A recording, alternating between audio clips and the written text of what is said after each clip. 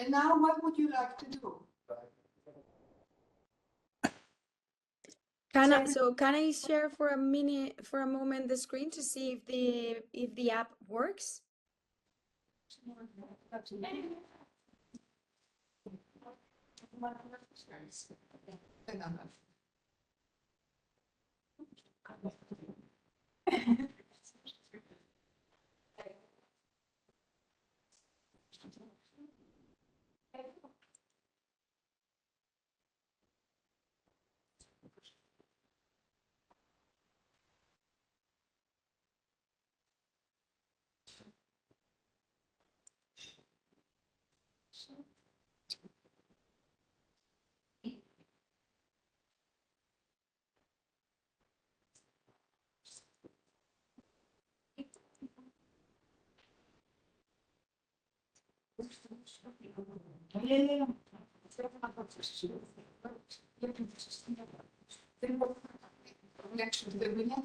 Countering non opportunity to slides.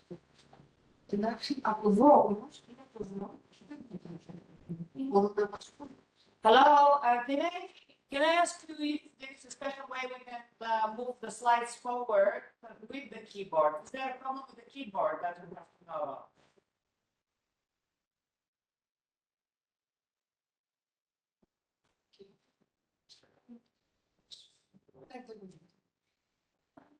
Maybe someone from the top lines.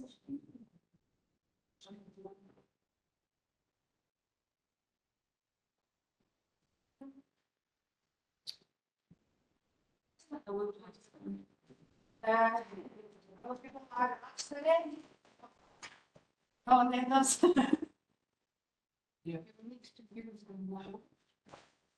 This is how we are going to change. It seems that with chair we cannot. Just that, yeah.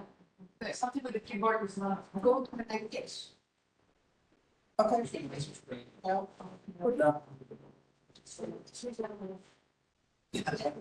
Thank you.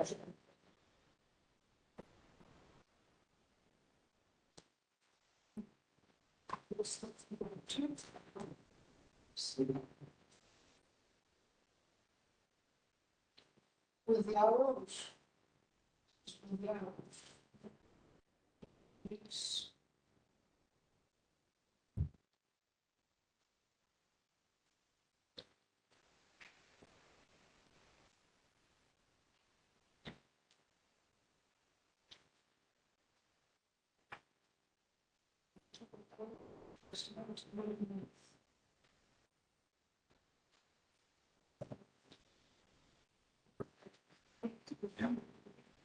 Yeah. And this because that's when you get in. They don't know again. Okay.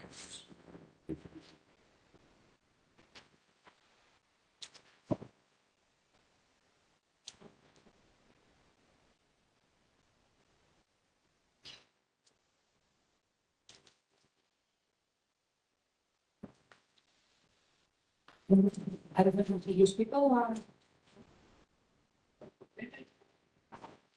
Which are the one like that? The first one's of the.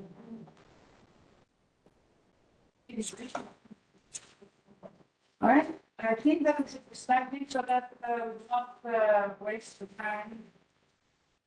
We not know who is going to come finally. So, my colleague, let me present also my new colleague, Florentia Antoniou, who is going to be introducing the speakers of this morning. All right.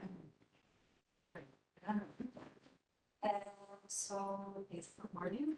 The first design for today by Blaže, Yeah. so basically what's Blaže is a functional coalition. maybe I should do it louder. Do it louder. People who are online, they don't have everybody to hear that. All right.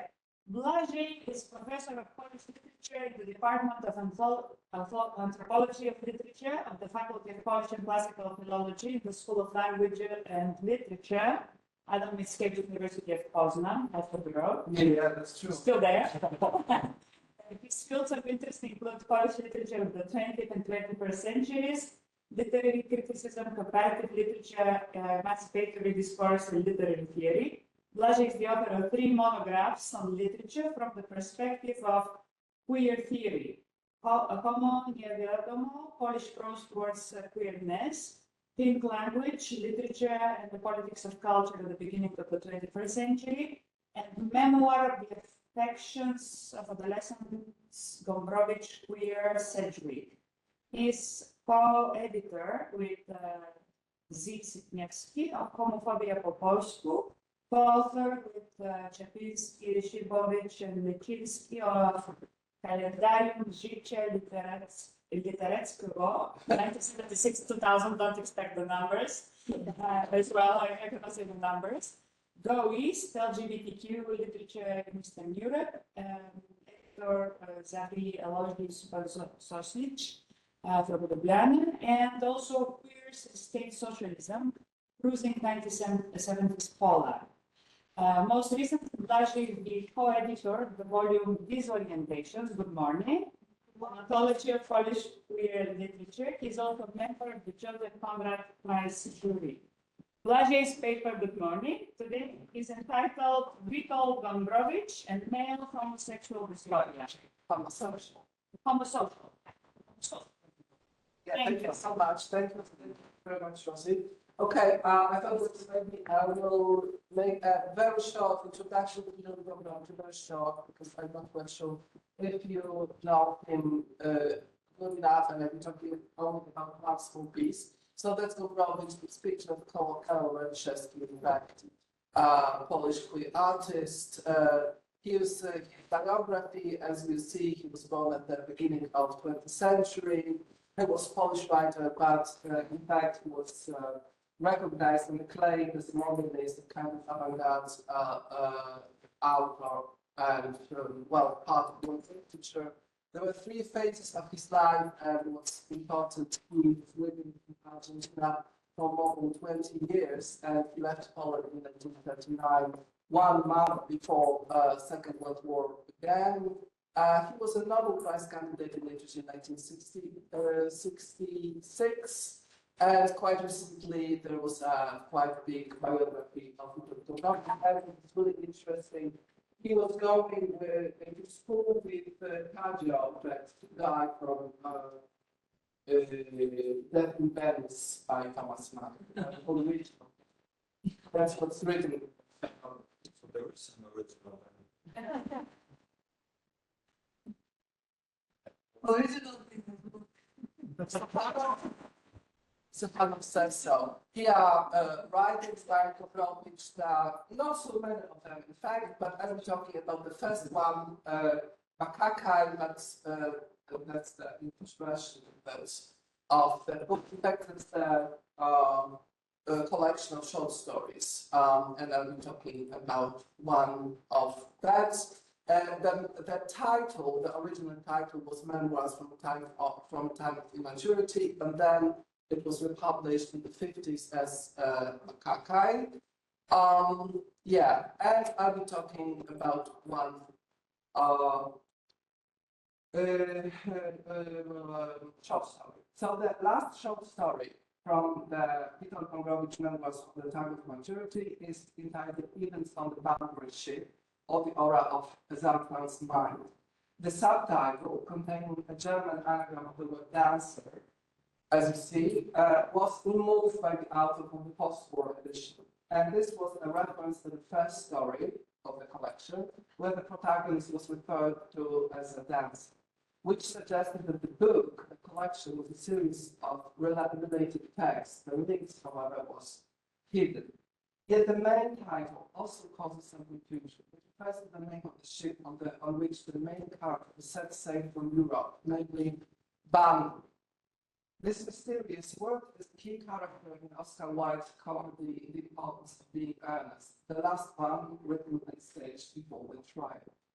The bourgeois found the importance of being earnest premiered at St. James Theatre in London in 1895. It is also the last of his plays to be staged before his trial, which will be less than 2 months later.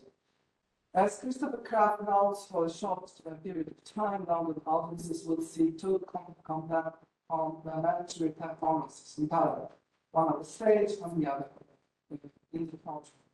This concurrence may have been somewhat uncomfortable as a new contextual light comedy. Particularly disturbing was the mysterious word, semantic ambiguities, and puns, because what does boundary actually mean? In a literal sense, it's the creation of an alter ego of itself, or rather another life in complete detachment from the properly honest. In other words, it is simply a double life through which one can escape from nomadic social obligation. And so, Algernon, the character has a cousin named Valkyrie, whose now his London friends know, and to whom he goes whenever he gets bored with his London life. But they say talking to his friends ends in the city and checking the country because his alternative life is so different as to require a new name. In this context, let us return to Gombrowicz and his short story Events on the Boundary Ship. For whatever happened on the boundary ship, it began with fighting semiosis. The main character whose life is affected by the minor mistake is called Zama. His surname is a non-accidental anagram of a trans-man, meaning dancer, so there is a reference to the first story of the collection, which is quite important. The reference is not accidental, which, because on the composition level, makes the book more. The dancer from the first story presented as distinctly non-hegemonic model of masculinity. The dancer is trying to escape Europe. The word escape is perhaps most appropriate. For the first paragraph of the short story, we learn the reasons of escaping. In the spring of 1930s, I decided to undertake a trip by sea for personal reasons to do with health and relaxation. And it was mainly with that my situation on the European continent was becoming more disagreeable and indistinct with every day. Indeed, for the three subjects like dance and South and the Europe of the early 1930s and the fall in the situation of nationalism, the station of ideal masculinity, anti-Semitism, stigmatization of homosexuals as a threat to the modern order, and the rise of fascism was not necessarily pleasant. Yet, Mr. Zanfan hurried and by mistake bought the wrong ship. Instead of the bank, instead he bought the berries, he bought the boundary. As Gunnar Langer, the researcher, rightly points out, the names of the two ships are associated with the titles of stage performances. However, this will be performances in different genres and styles.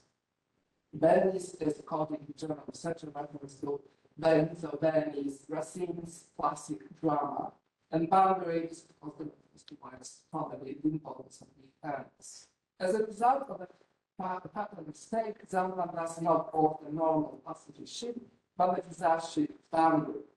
The course of his life has taken mistaken course. To that kind of deconstruction made by again Gunnar Langer, I would like to add two more clues. The passenger ship that someone did not board is not only the bourgeois one, but also the heterosocial one. In other words, it will be sailed by people of different genders. The boundary, on the other hand, is homosocial. It is sailed, as the text makes clear, exclusively by hierarchical men. Secondly, the name Bernica may even also evoke a Gary Poe's short story of that title, translated into Polish by West Version. Bernica by Poe was a Gothic short story about an unhappy heterosexual relationship with regular principle and Gothic motive of being buried alive. On the ship, the main character realizes that he is ill, and it has to do something with another sailor, and that's the quotation. Oh, that's over here. So the incident ought to have made me think, as I repeat, it bore a certain analogy to my indisposition. It was not exactly the same, yet both cases involved feelings of sickness, with the difference that his case was of an absorptive inward character, whereas mine was quite the opposite, outward in direction. There was a certain erroneous resemblance here, much as in a mirror. The right ear piece on the left side, while the face was the same. Thus, the problem, illness, sometimes unique passenger, is that his reaction are the opposite of what happens to the other man on the ship. All identity is constructed more or less to the other, but it's in relation to what I am not. What seems to be significant that this mistaken identity of the protagonist is conceptualized precisely in comparison with another man. The other here is not with a man, not a woman, child, identity status, identity or class, or so on. The process of differentiation takes place within male identity. The adjective erroneous here, in Polish passionate, describing the confused identity of the main characters is particularly interesting here. This is because it appears in the subtitle of the Polish translation of Richard von Kafka's famous work Psychopathia Sexualis as erroneous sexual feeling, opatrzną uczucie. Kafka's book was a kind of a Bible of early sociology, looking from a historical perspective, which is to call the process of sexual satiation. It is worth mentioning that Psychopathia Sexualis, despite its declarative scientific character, was immensely popular in Europe, was kind of a bestseller. It is enough to know that already 2 years after German premiere, Stuttgart 1886, a Polish translation appeared to Krakow 1888, and already in 1908, a second edition. And my reading of Cartography was very much, you see, like the title by, it was just essentially reading of the Melville's novella Abilità Saber, it's the sketching of the sea, and the essay essentially was titled After the Sexual Epistemology of the Closet. So she, in that essay, introduced fundamental epistemological uncertainty, which can be formulated through a question. What operation must be performed to represent male desire as a glue rather than the solvent of hierarchical male discipline? Or why is it that desire most often the strongest non-solvent rather than the glue? However, the question about the many hierarchical order is also a question about the power and the partner. So simply ask, does the radical discontinuity that exists today remain from social relations, away from sexual relations, mean that this has always been as being the case and must be the case? Is homophobia, especially homophobia, the environment against them, structurally necessary for patriarchy? The Times Foundation Greece, she points out, we indicate that it is not necessary. So male sexual relations work well and quite unproblematically inscribed integrated patriarchy. That's kind of it. What then might things have looked like at the beginning of the 20th century in the young artist of Roman studies? Could male desire be the glue that binds the male hierarchical order together? Or is it necessary most often to murders solve it? No. And thus the best metaphor for rebellion. So let us return shortly to the story. It would seem that Zartman must dance with mistaken identity. Identity has ended up on the ship inhabited only by man, should be happy and fulfilled because he has arrived here in a potentially erotic charged paradise. In other words, one would think that our ship would be kind of bothersome menace for him. And this is a direction most often followed by interpretation and see the homosexual possibility in that story. For example, Janusz Pankowski writes about the homosexual desire that overwhelms the crew of Barbary ship, which the monologuing narrator unsuccessfully and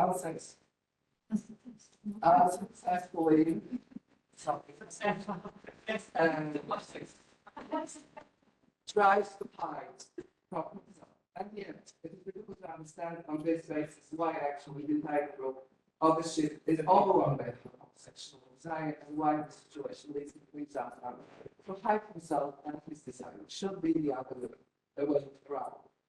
At this point, we have to know the main interpretive piece mind of the story. The event of the boundary ship is not commemorated as mass homosexual allegories or the recognition of the signs of homosexual desire. They are not the tale of homosexual desire over the sailors on the ship in which they all exist. In this sense, boundary is not a queer ship either.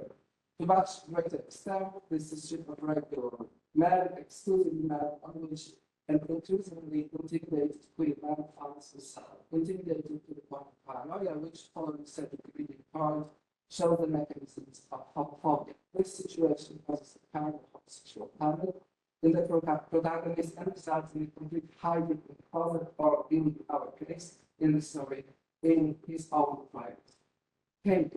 In the other words, what could have been a kind of homosexual utopia, called homosexual utopia, is a homosocial dystopia. What is particularly prominently displayed in the story is not so much erotism, but violence, obviously dressed in a grotesque adventurous convention, but omnipresent and multi-directional. Thus, violence with the main male disciplinary order is essential to an outlook. The captain wants to jump to the sailors, threatens to count for Balaclava, along with this kind of images in the story. I would like to quote very shortly Sedgwick and historical context she mentioned. So she writes that modern European homophobia delineates more than the space of perhaps the mechanism of domination than the subject of causation, agency, the motivation, and the thrust of the domination. Thus, and this would be analytically important to Sedgwick, homophobia presents a kind of domination whose strategy is not only power over minority population, but over the bonds that structure social forms or relations. So, in her view, homophobia has power over the bonds between all men. It is not difficult to see that the main word boundary has been outlined according to the single partner relationships that with men are governed by violence, both on the vertical and horizontal level. It is an overall diffuse mechanism of domination. Its hidden point of support would be homophobia, which does not mean, however, that the sailors belong to some homosexual subculture. On the contrary, they clearly do not belong. The story ends in the part 4, the shortest part, in fact, with a tale of hiding. Zadman sits for the 4th day already coming, and it's hidden. So, my conclusion, sorry for talking so fast, but my conclusion here will be that which called homosexuality with harms and reference to Oscar Wilde, and with associated with sickness and shame. But what can look like all male female homosexual utopia, in fact, starts words, female homosocial dystopia. And that's the end. Thank you. I'm getting 10 minutes late. Thank you so much. 10 minutes late, but you are on time exactly. So we're going to give you bonus question probably. Yes. Maybe I didn't pay attention, but Danbury is not a character in the play. It's a name the main character uses to go out from stage. And then Berenice is very atypical tragedy. And Bourbon said, I'm sure he knew that it's really an exception in the tragic genre. Absolutely sure. Yeah, but does it change personality? No, I'm asking, can that change something in your reading? Because because Valkyrie is not in the title of Oscar Wilde's play. So you have to know the whole play to know that Valkyrie is the main character or main thing that happens to be in the story. But of course, it's referred to the double life, and it's something. So it's from that perspective, it's quite important that he uses that words as a name of a ship. And yeah, there is of course classic drama I've seen, but also and of course it's a tragedy, but also as a title of an post short story, and it's tragedy as well. But it's important from my perspective that the Gothic motive of being buried alive. So it's even more tragic. Yeah, that's exactly the point of Racine, because there's no death in a tragedy, so it's not tragedy, it's just a sort of what Simone de Beauvoir called ceremony des avieres, ceremony of just saying, we can't be together. Yeah, so I try to decode that story by the note that ship that is called Benz as a kind of tragedy, but kind of heterosexual tragedy. Which it is in the Racine. Yeah. And Banbury is, well, kind of a coded homosexual possibility, but I try to help my text that it was in fact kind of, yeah, homosocial, male dystopia. Yeah. All right, anybody else on the topic of rubbish? Okay. Can we just quickly, in case somebody online wants to ask questions? By the way, the Okay. Macaca is in English and translated. Okay.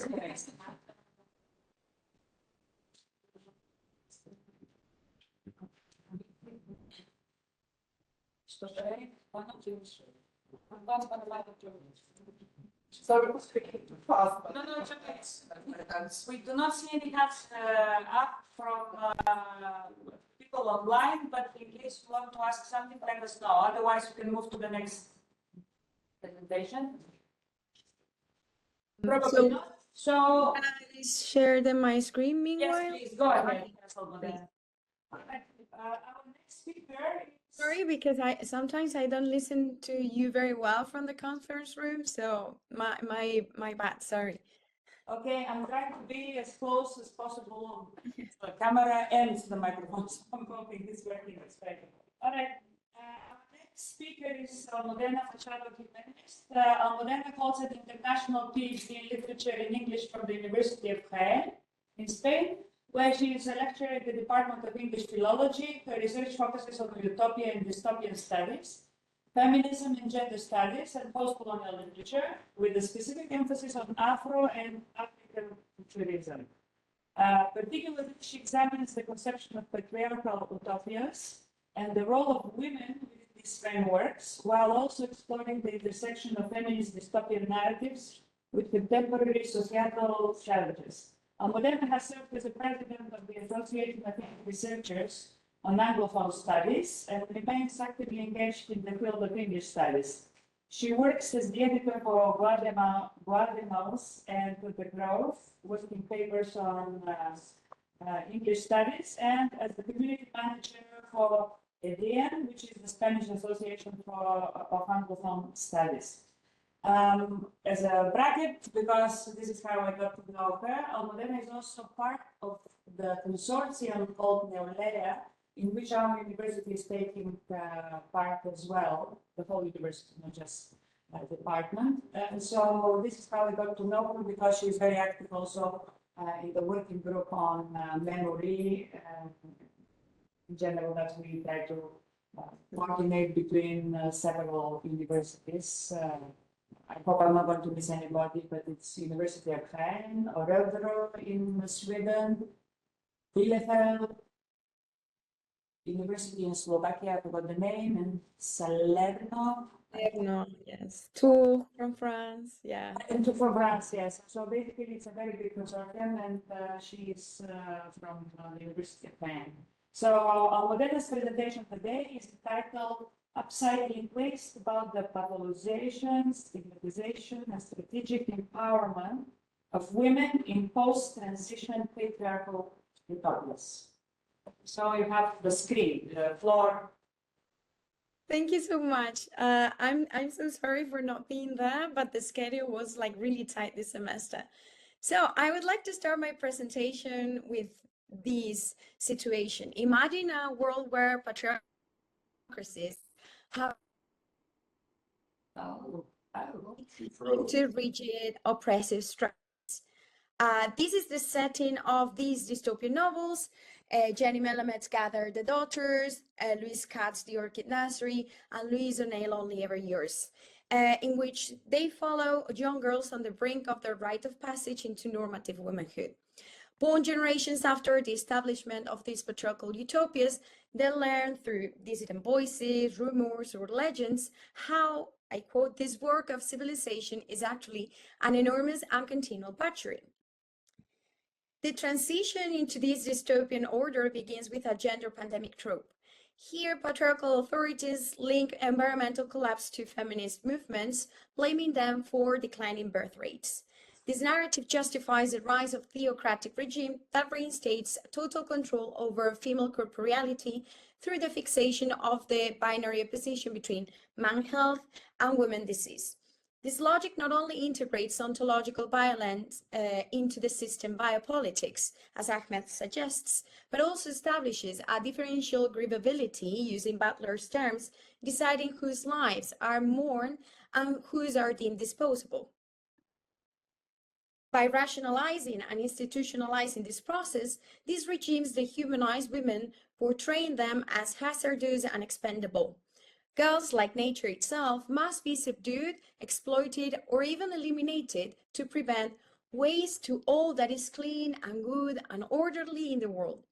In this presentation, I explore how these authors replicate Bauman's culture of waste and Tyler's stigma politics, showing how patriarchal societies uphold hierarchies by treating certain groups as disposable, all while sustaining the codes that frame Hernando's fantasy of individuality. So I have structured my presentation in two main blocks, and I would like to again take this idea of the correlation between women and disease that serves as a foundational and pseudoscientific myth that justifies extreme forms of control over women's bodies who are treated as inherently pathological due to this gender pandemic trope. This way, the newly founded patriarchal utopias excuse employment of obstetric violence and negative eugenic tactics, considering that the stigmatization of femininity endangers the narrative of the chosen people. And by attributing full responsibility for the birth of defectives to the mother and her intoxicating environment, instead of finding medical solutions, the disposability of women is justified.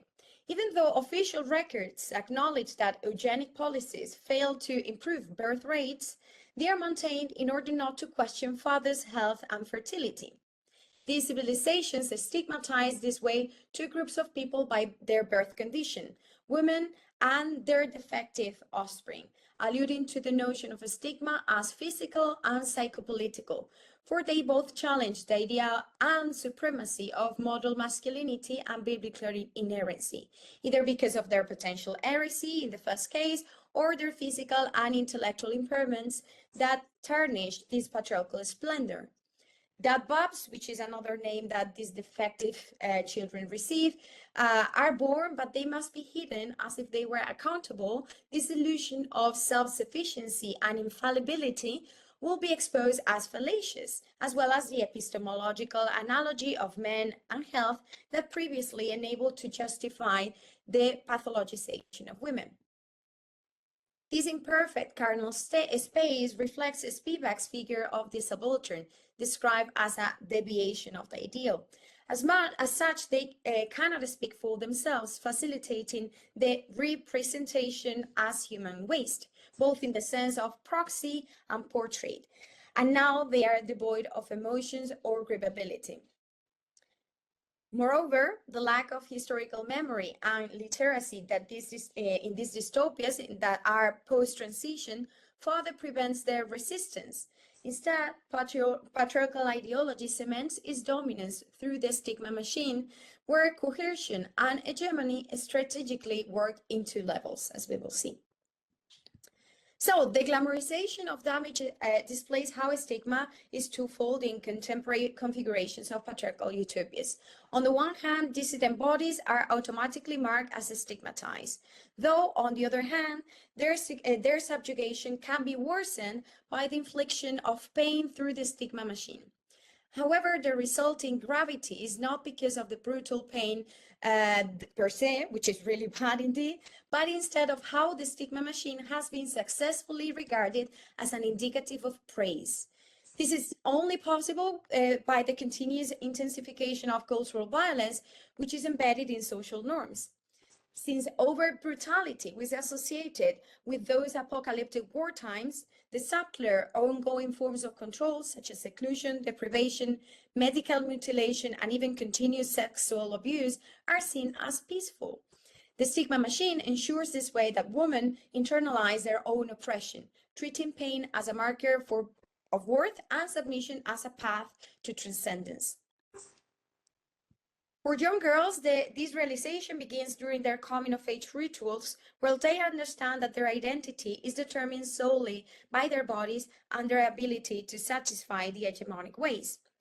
This self-awareness manifests through shame, which, as Ahmed describes, pierces the body, reshaping it according to the demands of patriarchal ideology.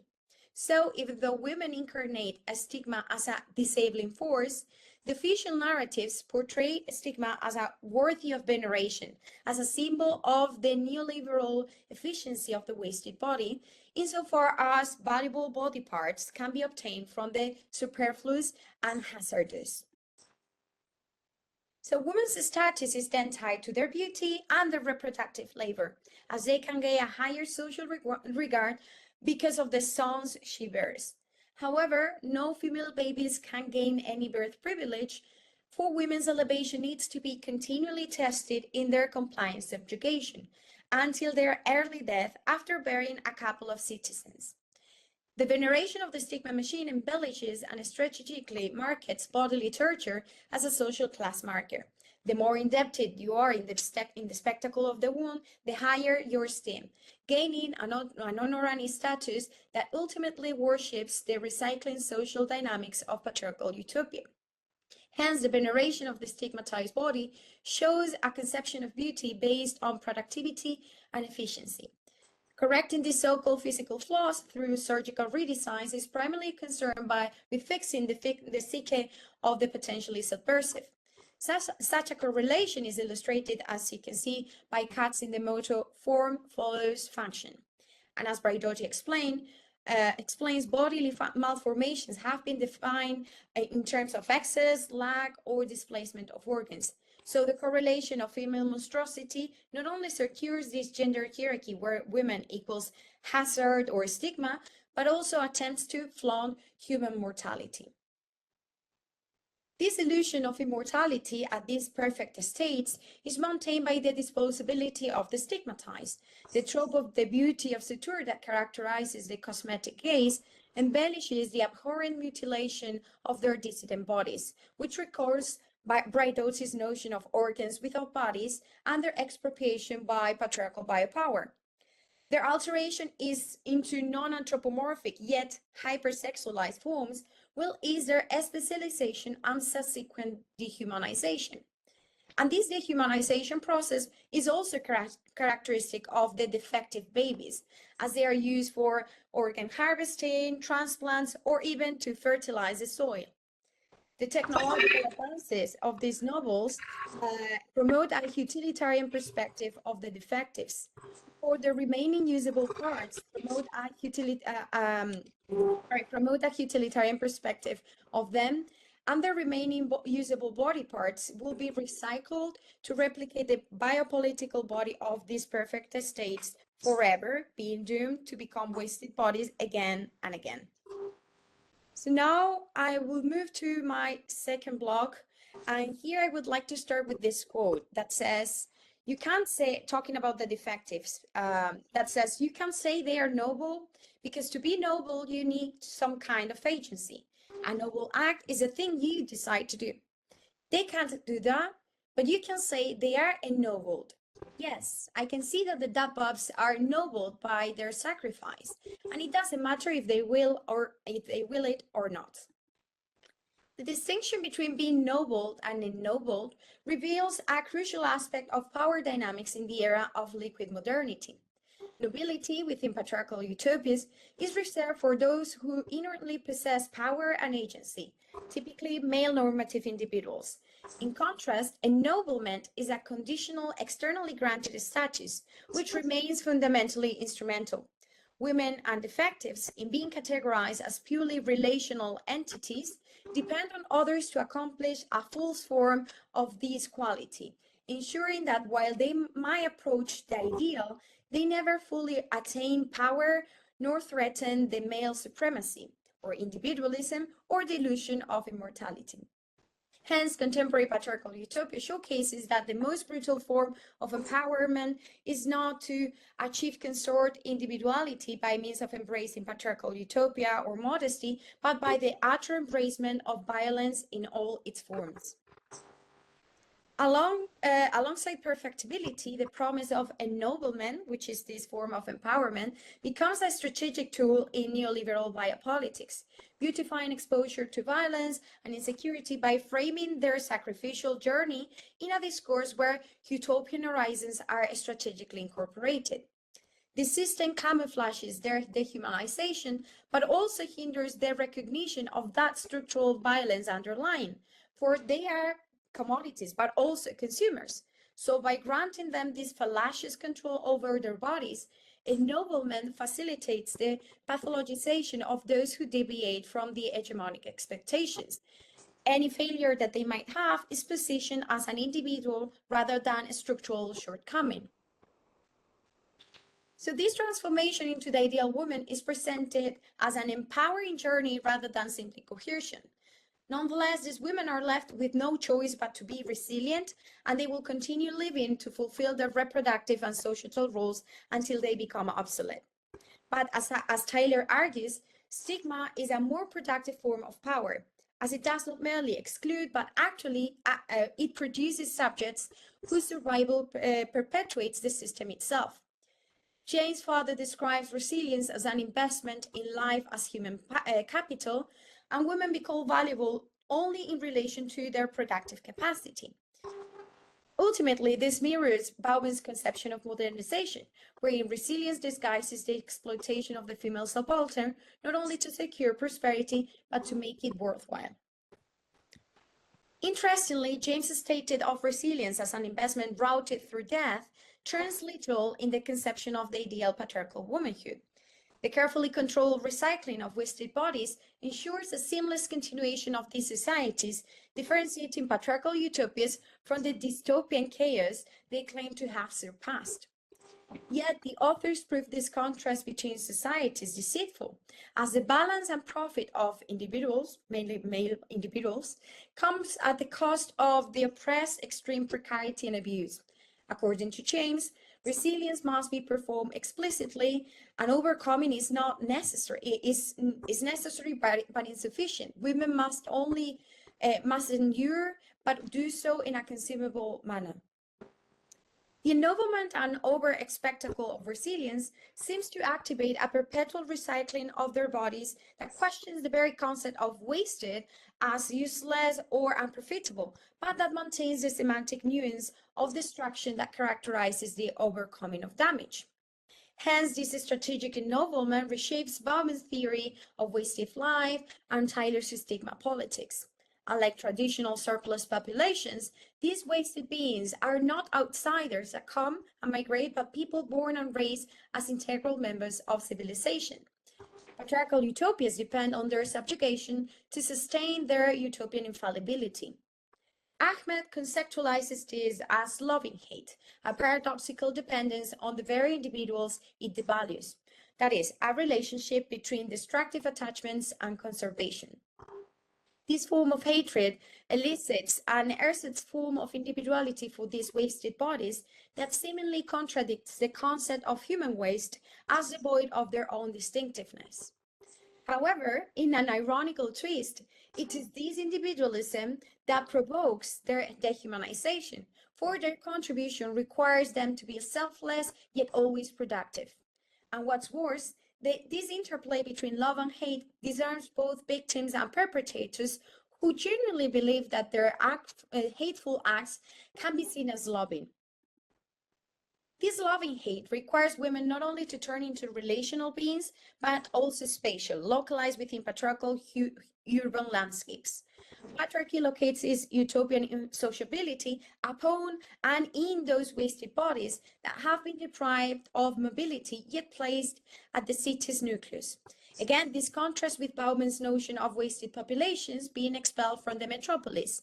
But in patriarchal utopias, they must be embedded within it to facilitate this spectacle of ennoblement and resilience and to ensure close surveillance and surveillance to monitor their potential dissidents.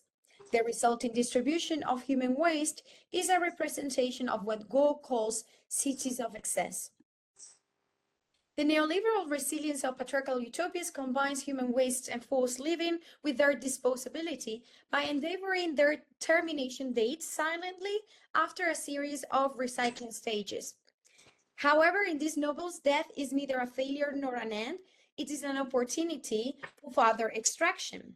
The practice of upcycling these left resources, even after their death, of human wastes, illustrates the ubiquitous powers that the so-called multiracial white supremacist patriarchy, Mr. Wasp, can have, because these dead bodies can still be viable, but even promise to have greater quality after the upcycling. This upcycling process does not merely strip subjects of agency in life, but it extends into death, denying even their own putrefaction. By ensuring that these bodiless organs remain useful beyond their termination dates, patriarchal biopower maintains its illusion of freezing out of time. The immortalization of the wasted through upcycling results into a form of sham utopianism that Subin calls Disneyfication, described as a strategy to avoid death that sustains the biopolitical machine. This is so because the strategic ennoblement promised by this resilience never enables the stigmatized to grow and reach maturity, to gain introspection over the contemplation and healing of the wound, and to be cognizant of the ways in which the stigma machines in which they find themselves have been engineered. So the exegesis of a strategic ennoblement proves how complicated it is to counterattack neoliberal patriarchal utopias, not only because of the incapability of escaping, but because of the very futility of attempting to build an alternative form of living, as a very premise of living has been gobbled by the imperative of resilience, which is fundamental in the pursuit of perfectibility. So, as James concludes here in this quote, death seems the most effective resistance, but not any kind of death. She refers to melancholy as a counter-hegemonic biopolitical death that ultimately escapes the upcycling of wasted bodies and therefore supposes a disruption of the balance of this hegemonic administration of life and death, thus exposing the flaws of patriarchal infallibility. These authors imagine how these young girls escape from the boundaries of patriarchal utopias, either through biopolitical death or even through literal death by committing suicide. This subversive act aligns with Love's concept of suicide as an escape from resilience, endless recycling. Recognizing the wound and its biopolitical rotting without performing resilience, a spectacle of pain, allows for a collective discourse on suffering that challenges the hegemonic system. On the one hand, the introspective recognition of pain, yet not as spectacular, enacts intersubjectivities among the subaltern and assembles empathy networks. The over-recognition of their condition as stigmatized looks up to expose the social and structural background conditions that perpetuate these dehumanizing dynamics, regaining this way their humanity. And on the other hand, their biopolitical routine that comes along with the appropriation of the wound deraunches the myth of a temporality resulting from this accelerated regeneration and upcycling of human waste. So I would like to finish by making a summary of the main important points, and I would like to start with this question by Bauman that says, will there be enough of us to sustain our way of living? Here, patriarchal utopias imagine a system that executes an orthodox gender binary which institutionalizes violence. These post-apocalyptic, post-transition settings conceive a space where us, radical male fundamentalists, can reorganize society to sustain dominance over them so that our way of life remains uncontested throughout time. This study has shown how this biopolitical administration operates and resignifies Bauman's culture of waste and Tyler's stigma politics. And rather than simply erasing the undesirable, these regimes employ a more complex form of control. The dependent individuality and their projection of loving hate hinder a complete detachment from these stigmatized beings, as their fleeing from the boundaries of patriarchal utopia will suppose a divestment in its capital. Instead, women are subjected to lifelong indoctrination, abuse, and censorship, their very suffering becoming the most valuable resource. This stigma machine doesn't just enforce structural violence within these novels, it also reveals its multiple layers in our contemporary society. Told as cautionary tales, they showcase how instrumental veneration of human waste rendered by resilience proves strategic, normalizing damage as a necessary step in our self-improvement. Besides the upcycling of the resulting organs without bodies that fuel the modernization and prosperity of patriarchal utopias deprive these ungrievable lives of humanity. So, it is in the slow recognition of their own vulnerability that dissident characters resist. The embrace of a melancholy ultimately displays what Moylan calls militant utopian pessimism, a refusal to participate in a system that only values them as damaged goods. So, by reclaiming their own paces of rotting, they challenge the illusion of immortality that neoliberal patriarchal utopias once envisioned immaculately, and so the reader can peek through the cracks of time, looking back and comprehending pasts where the stigma originated, and peering to more encouraging futures where to forge networks of care and solidarity. Well, this is the whole bunch of references that I have. And, That's well, interesting. Thank you so much, Almudena. Thank you. Thank you. I have to say that Blaži and Almudena this morning are absolutely exemplary speakers, stuck to the time perfectly, and now we have time for some discussion. Thank you. Okay. Any questions for Almudena? Probably you can stop sharing so that we can see if there's Oh, yes, sorry. 1 second. Here. if there's anybody online. No. By chance. Okay, any questions from anyone?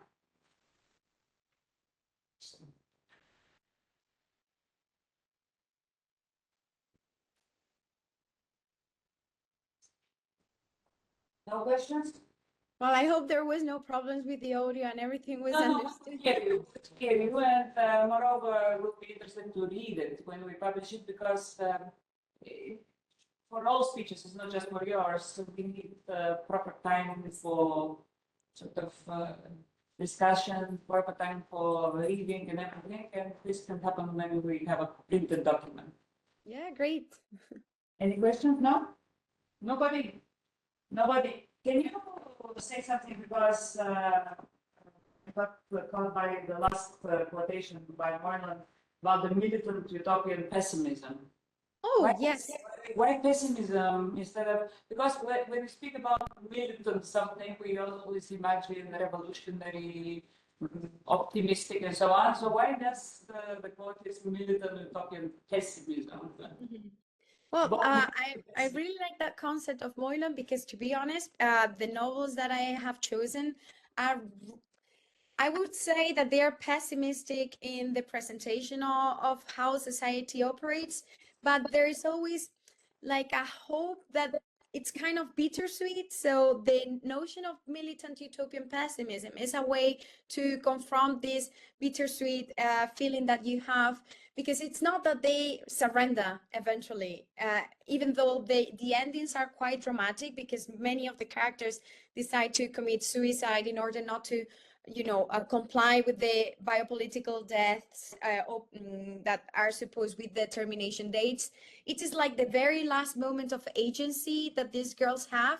So even though it's like a sad, pessimistic ending, the message ultimately is utopian. It's like they are so desperate to look for utopian solutions that escape from these ubiquitous powers that patriarchal societies have built, that even though it's like this bittersweet ending, they might find what they were looking for. So Moylan warns us, it is the last book that he has written, and he warns us precisely about this idea of despondency that we have in these neoliberal societies. Like, well, what can we do? Everything is controlled by neoliberalism, even the main aspect of living is operated by that. So what can we do? And instead of living under this despondency that forces us to not continue working on the utopian motion, he talks about this. Okay, despite all this pessimism that we have to use this pessimism to move towards utopianism. The problem is that even though we do not know which is the destination of that utopian motion, we have to continue moving. And I think that this recalls Gramsci's quote that says, let me just remember, it says something like, pessimism in the intellect, optimistic in the will. So I think the militant utopian pessimism is that combination of both. Like, we know that the situation is it's very grim, and especially now in these days, but we have to use this to fuel our and continue being militant in this utopianism. Yeah. Thank you. That's very nice. Thank you. Thanks to you. Thank you. Thank you so much for participating. We appreciate that you're online for us and also for attending yesterday. We're going to have a short break, hopefully, with liquid sustenance like coffee, and we're going to be back here at exactly 11 o'clock. Thank you. See you. Thank you. Bye-bye. Next presentation, if I can have your attention, please. We're going to have a small change in the schedule, in the agenda that was circulated, because yesterday one of the speakers, Dr. Boyarin, who was supposed to speak now, said that she has some doctor's appointment, and she wants to be in the afternoon in the last slot. So she's going to swap places with Ante. Ante is straight from the airport, so we are going to see him now landing here to make a presentation, and hopefully brilliant. Those who need more coffee, more water, and lemonade, and the juice is over, they can serve themselves. Feel free, and we have the snacks still here for us until lunchtime. So it's a pleasure to introduce Ante Andavara. Ante is teaching and research assistant at the Faculty of Humanities and Social Sciences of the University of Zagreb and a member of the Caponeo team. In 2023, he obtained an MA. I'm ashamed to mention the dates.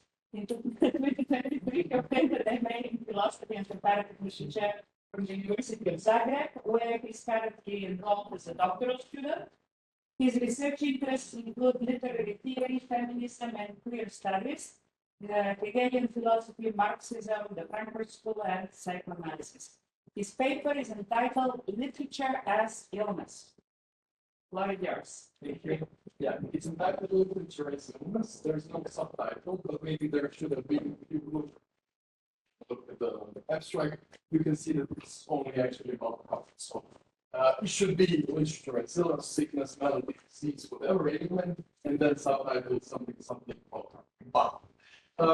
Why am I saying this? Because once you say Kafka and illness, and any other variation of it is like said, now many synonyms, maybe some difference in meaning, obviously, but let's just take the sequence for now.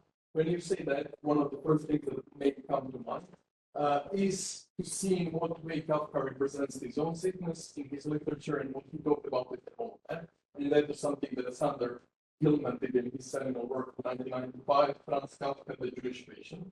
Now, even though its release date was 95, so a year or two after the famous psychoanalysis novel, The English Patient, it doesn't have to do anything with it. It's not something like playful riff on it. Why? Because the reason why he called that book of his, The Jewish Patient, is because of a paper that appeared in a periodical, which was a Zionist periodical at that time, which they listed all the different stereotypes about the Jews and how they are diseased and sick and all of that, and promoted different versions to counteract them.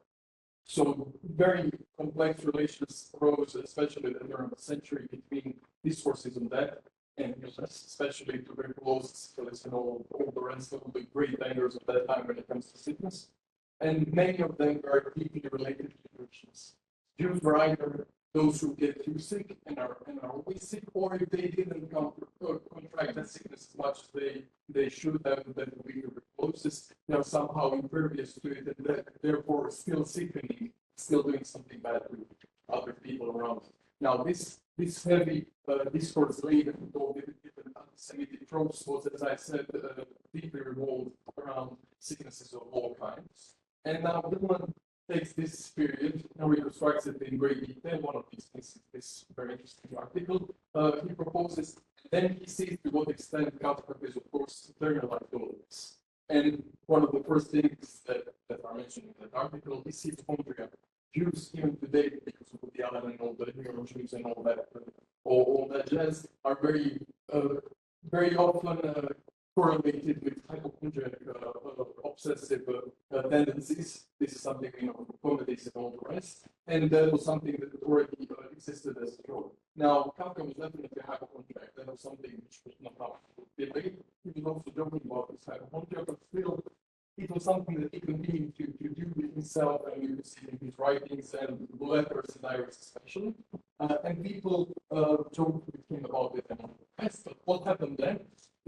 It happened that, as it often does, that people later on described prophetic qualities in his hypochondria. Why? Because he actually contracted tuberculosis in 1917 and then died in 1924 because of it after some time. Now, as I already mentioned, TB was tuberculosis, I'm going to say it every time it's been a tongue twister. TB was famous for some reason. It was not as often encountered among Jewish people as among others. Supposedly, all those things are on shaky grounds, but it was quite ironic that the great Jewish patient Kafka died of illness which was not typically associated with the Jews, and to which Jews were to some extent impervious, and because of that also object of attention. Anyway, Kafka died because of that. But TB was, of course, we won't get to that to some extent, I'm afraid, but the TB was also the predominant sequence of artists. So they could be ones who died of tuberculosis. It was something almost ennobling to die with and all the rest. Now, what happened with Kafka in his life, even before this sickness actually confirmed him to some extent? He was always obsessed with his health, with ways to be with his body. He was on various paths throughout his life, diets, to be more and more healthy and older. So he, in a sense, put his body on trial, convicted and condemned it with his fasts, and was anorexic to some extent. That was something that was established about him later on. And now, what's interesting about his tuberculosis and hypochondria before that is that maybe we can, in a sense, there's a famous aphorism from his Surao time when he was there in a health retreat of sorts with his sister. Now, the Magic Mountain, the paradigmatic book about tuberculosis, about what happens to sick people, about how to deal with sicknesses of that time. It was released in 1924, the year that Kafka actually died. And Bristol Towers, Switzerland, all the nice things there out there Tsunami is a much more budget version of that Davos and of that Magic Mountain, but was still to some extent valuable. Kafka was there because of his alien sickness, because he was an ailment of sorts, and there he wrote famous aphorisms. Many things he burned down, as you know, and some other things were consigned for my throat to burn and all the rest. But now aphorisms are famous because he actually wrote them in his cloud paper or something like that, and he wrote them one per page. So it was obviously meant to be not necessarily published, but it was already written as the book of sorts, like one aphorism per page and stuff like that. So in that sense, it was already for himself. He presented it to himself as a book of sorts, which was not common for him in his style of writing, jotting down and all the rest. Now there's a aphorism number 103. It's famous. It actually appeared in the last episode of The Wire, the Great Thing series, as an inspiring quote to some extent, and it goes like this: "You can withhold yourself from the sufferings. You're free to do so, and it accords with your nature. But perhaps this very act of withholding is the only suffering you might be able to." Now, why am I reading this? Because there's a way to put hypochondria of Kafka's in this sense. Okay, you should have been able to withhold yourself from hypochondria. Eventually, you did die as you feared, but if you weren't so busy being afraid for your life, maybe you could have been treated better and all the rest. Now, that would be a way to adapt this person. So that would be to go completely against what Kafka actually did with his hypochondria and with his fear of that. For him, that was the way to live. The best, most fulfilling way to live was to always be aware of the possibility of dying and of what sickness does to one's body. That was what enlivened him. Like some people really jump to attention and feel good about themselves if they are adrenaline junkies and they put their lives in danger of some sense. That was what Kafka did mentally himself, his thinking about the death. That was at least one of the ways to be. But Gilman, as I've said, he reconstructed in great detail, deeply bringing anti-Semitism that was there around the discourses about the illness. Gilman sees all of that and sees the ways in which Kafka to some extent internalizes that, and then he says, for Kafka, this is him to define the sense of self, and this is the axis on which his world turned. Okay, so far so good, we can agree with that. But for Gilman, that meant that he accepted deep anti-Semitism, and it was never made that explicit in his prose. And in that sense, Gilman almost condemns Kafka for being a paradigmatic Jewish patient who had all the illnesses possible, at least mentally, of the Jewish patient, and wrote about it in his fiction, in his diaries and letters, but only affirmed some extent. Never so deep or beyond it. Never said, okay, this is not something that actually has to be like this. This is something that society imposes upon us because it's anti-Semitic judgments, anti-Semitic prejudices. So Gilman's very careful reach of this significantly anti-Semitic zeitgeist of the circle is contrasted, on the other hand, with his completely slapdash and irresponsible readings of Kafka's literary works. He always reads him as, in the end, anti-Semitic, where there's like almost nothing to zero reasons, grounds in the text itself for you in this kind of reading. For example, there's culture, a short piece called culture, where culture is eating back at the feet of the victim, and he connects that with one of the classic stereotypes of the flat-footedness of Jews. There's no mention of flat-footedness. None. It's really hard to understand why would you, just because the water is backing in the feet, why would you jump to that conclusion? But that was enough for him to try this text as one in which anti-Semitic tropes are present, but never iterated as such. Such degree of really irresponsible reading, and as I said, completely contrasted with quite amazing and very detailed historical reconstruction. And of course, Gilman is a medical historian of culture, and a literary historian, but the literary part in it is quite problematic, as you can see. And the other way we can see him being irresponsible is how he uses the later this concept of deterritorialization. For him, he uses it, he quotes them, and then he says, I mean by that, Gilman, the creation of seemingly universal discourse by living writers, like Kafka was, This discourse replaces and represses those discourses that they mean or denigrate one's ability to command the language of high culture with which one identifies. Of course, it was one of the big questions connected with the sentences and all that about Jews, is how good can they integrate in the body politic of different nations. And one of the important things was, will they ever be able to, or are they able to command the language, for example, German or French or whatever? And one of the possible answers was no, they were never good enough writers and all that. And then Yiddish as a specific kind of language which connects Slavic, Hebrew, and German would be like an example of something that shouldn't be done, kind of forced fertilization, which is bastardly and like Kafka soda and stuff like that. Something that shouldn't be done, and yet they are doing it in what the way one Yiddish is that. Something to be disgusted by because it's a breed of things which shouldn't have been intermixed. Now, the question then becomes, is Kafka able to write in High German? Yeah, absolutely was. But for human, and this is how Marshall Bedman, a great Marxist literary critic, who reviewed this book, reads him. He says, Gilman deploys loaded words like represses and seemingly universal to disparage Kafka's modernism without ever confronting him directly.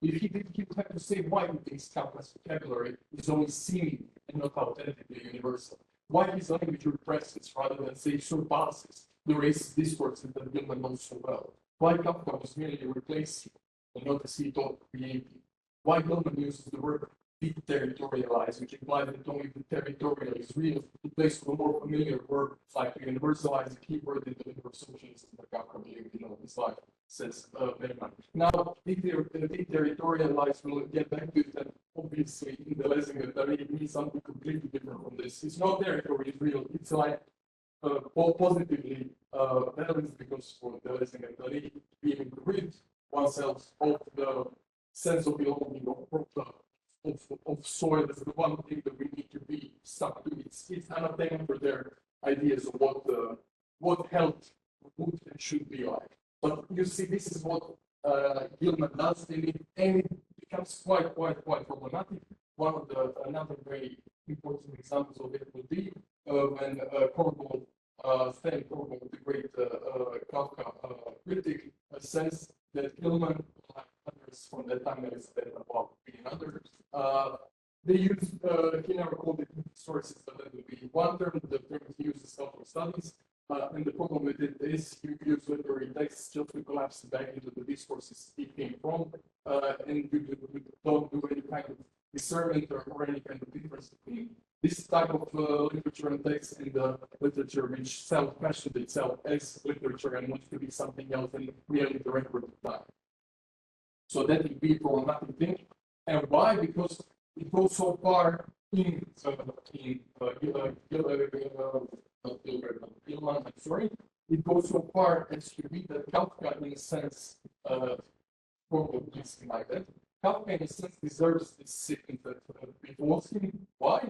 Kafka's ultimate critique could now seems explained is almost deserved because Kafka was so ready to write literature and to not be bounded by his Jewishness. And because of that, this inundation diversion of light from the truth that he could see himself, if he was honest enough with himself, means that in a sense, Kafka, according to Gilman and in Korbel's reading of Gilman's reading of Kafka, Kafka deserved his fate. And one of the ways in which you can see that this kind of jump cut is actually does happen in Gilbert. Gilman said, okay, I'm sorry, Gilman, Gilbert. When I say Gilbert, there's no Gilbert, just Gilman. It's coming back to me. So it's just Gilman, not Gilbert, to speak of in this case. Don't know written slip maybe, but don't know who Gilbert would be. So Sandra Gilbert and student bar. okay, good. Okay, good, because another type of reading which collapses very good. Okay, so that it was not yeah, okay. Now the problem that comes to this is, for example, you have the last chapter in Gilman. It says Kafka goes to the camping question is health camping, but of course immediately goes to the Holocaust and those camps, to which much of his family was consigned doing by his sisters and all the rest. The Milena, in a sense, kind of well, he's ready to lower a translator into Czech and all the right? But this kind of quite responsible reading is what is often done, and what was done most fully with this reading when we connect Kafka and sickness. Now, I want to propose a different path, for which I have 3 minutes if I see correctly or okay. Sorry. This was supposed to be something else, but I went off script, so never mind. Okay, for Kafka, illness shouldn't be seen as a content of his work, it should be seen as a form and condition of possibility for writing to even take place. In what sense? Because, and this would be crucial, just a second, because to get back to deterritorialization for the they say, rich or poor, each language always implies deterritorialization of the mouth, the tongue, and the teeth. The mouth, tongue, and teeth find their primitive territoriality in food, in giving themselves over to the articulation of sounds. Those parts deterritorialize and stuff like that. And now we have this. There's a great disjunction between right. Undoubtedly, they say one can write while eating more easily than one can speak while eating. But writing moves further in transforming words into things capable of completing it. This junction between content and expression comes into being, and to speak, and above all, to write is to pass. And obviously, we see that with the starvation of hunger artists is a great example of it. But we can go even further before Albrecht did a Nicosia one famous ingredient. Here. And there is Panofsky's great interpretation of it, and then Francis Gates comes there as well and looks at the dog and says, this dark dog for her is an important key to me. This hound, in my opinion, she says, is not yet another indication of depressed mood of failure. It represents, I believe, the bodily sense starved and under severe control in this first stage of inspiration for the artist. And this being activity is not representative of failure, but of an intense inner vision. Now, we have fasting not just because that was how we're going to metaphorize this, but because really, if you're writing, if you're inspired, you cannot deal with those parts of yourself while you're writing. So, on that physiological level, this is where they are connected. And now, finally, we come to another point where I think they are connected and where it's very important. I won't read now what Kafka says yet, we didn't know the directions in his life. He gave it all to literature, there was another way that he pursued it. And now, what happened with this, with the Magic Mountain and Susan Sontag and the way she reads it, she sees illness as the way something that the Romantics invented, invalidism, she says, as a pretext for leisure, the middle class, and for them being able to be justified in dismissing virtual obligations in order to live only for one star. And this is what happens with them to some extent. They go up the mountain and they can really do scholarly work if they want to because they have all the time on their hands. And that was a way of retiring from the world without taking responsibility for this decision. And this was the crucial thing because Kafka was also able, because of sickness, to retire much earlier and to be able to work much more. And there we have another thing which is crucial and where we want to stop. In Kafka, we have so many different things where he again and again keeps returning to this. If only I could be a writer who writes, and even in stuff like the Metamorphosis. I think that Anders beautifully read the Luftmensch as someone who wants to live over there. It's something that happens with the vermin who's out there on the ceiling and stuff like that. So even there we have again with the investigation of a dog Wolfhound, Hundes, who again live over there to some extent, and then just we come back to it, and this is final point about it. Sure, we have this starvation artist, someone who lives only for his art, and his art is to be able to starve. He is very popular to some extent, but then he stops being popular even though he becomes better as an artist. And we have here this junction between economic viability of art and being better at it, being good in art for art's sake. And then we have at the end person for this artist before he dies exploration. Why did you choose this line of work by this? And he says his ironic response, which was not meant to be ironic from his part, but when you read it like that, is that he never found anything to do that he can actually enjoy. And this is something that we can transform to 90s having chic and like people was not in basis with the skinny fields. Again, this sort of thing about the skinniness of the in being able to remove ourselves from daily worries to some extent, and that was something that are innate. But again, from bourgeois perspective, and to some extent from the perspective of physiological integrity, it cannot but appear as sickness. It's this way of engaging with it. Thank you. I've given you another 5 minutes because you were very sort of persuasive and say something more. But I think that now, because we all know, we know a bit of stuff, but I think that we could ask some more questions. So it's better to have questions. Let's ask him about jumpers and let's analyze this. Any questions? No, historically speaking, anti-Semitism was ingrained in Jewish elites at the end of the Austro-Hungarian Empire. Ottoman is a great example. Yes, but on the other level, there's the parallel trust in sort of different routes. It's Vladimir Mustaman, who also deeply loathed those anti-Semitic groups, which are, as you mentioned, also working in Kafka.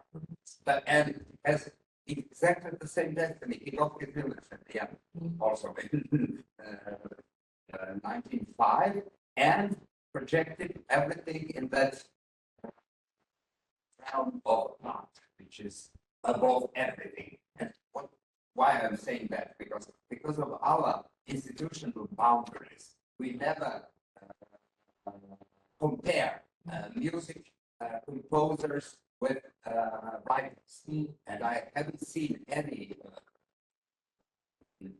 pertinent text about those two intellectuals, in fact, because the exception with Mahler, which is an exception with the composer, very different. And he wrote well. Yeah, I'll try to take a look if there's anything about the two of them, but with Kafka, one of the things that I didn't. But there are some small. Oh, okay. But in Kafka, there's this thing from his diary. He says, in 1912, Kafka writes, when it had become clear in my organism that writing was the most productive direction of my being, everything from there and left empty of the abilities that directed towards the pleasures of sex, eating, drinking, philosophical reflection, music, first and foremost. I basically wait in all these directions, and he keeps on returning to the fact that he doesn't have a good ear for music. And that's something that everyone knew about him. He wasn't a musical, but he's the way he wrote, the way he issued easy, alliterative and assonantive things. He was a great student of Flaubert in that respect. The way he wrote was, in a sense, deeply musical and was commended as such by Adorno or other people.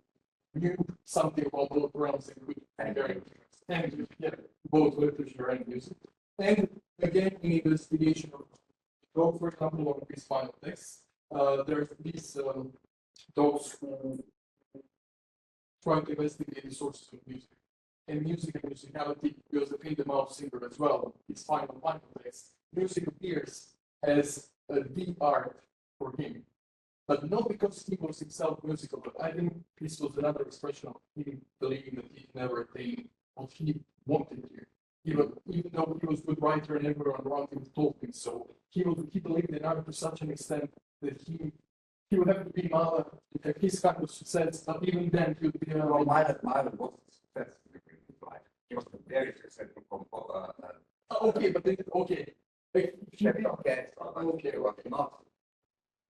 His music was considered by Congo one Jewish critic as an internationally known.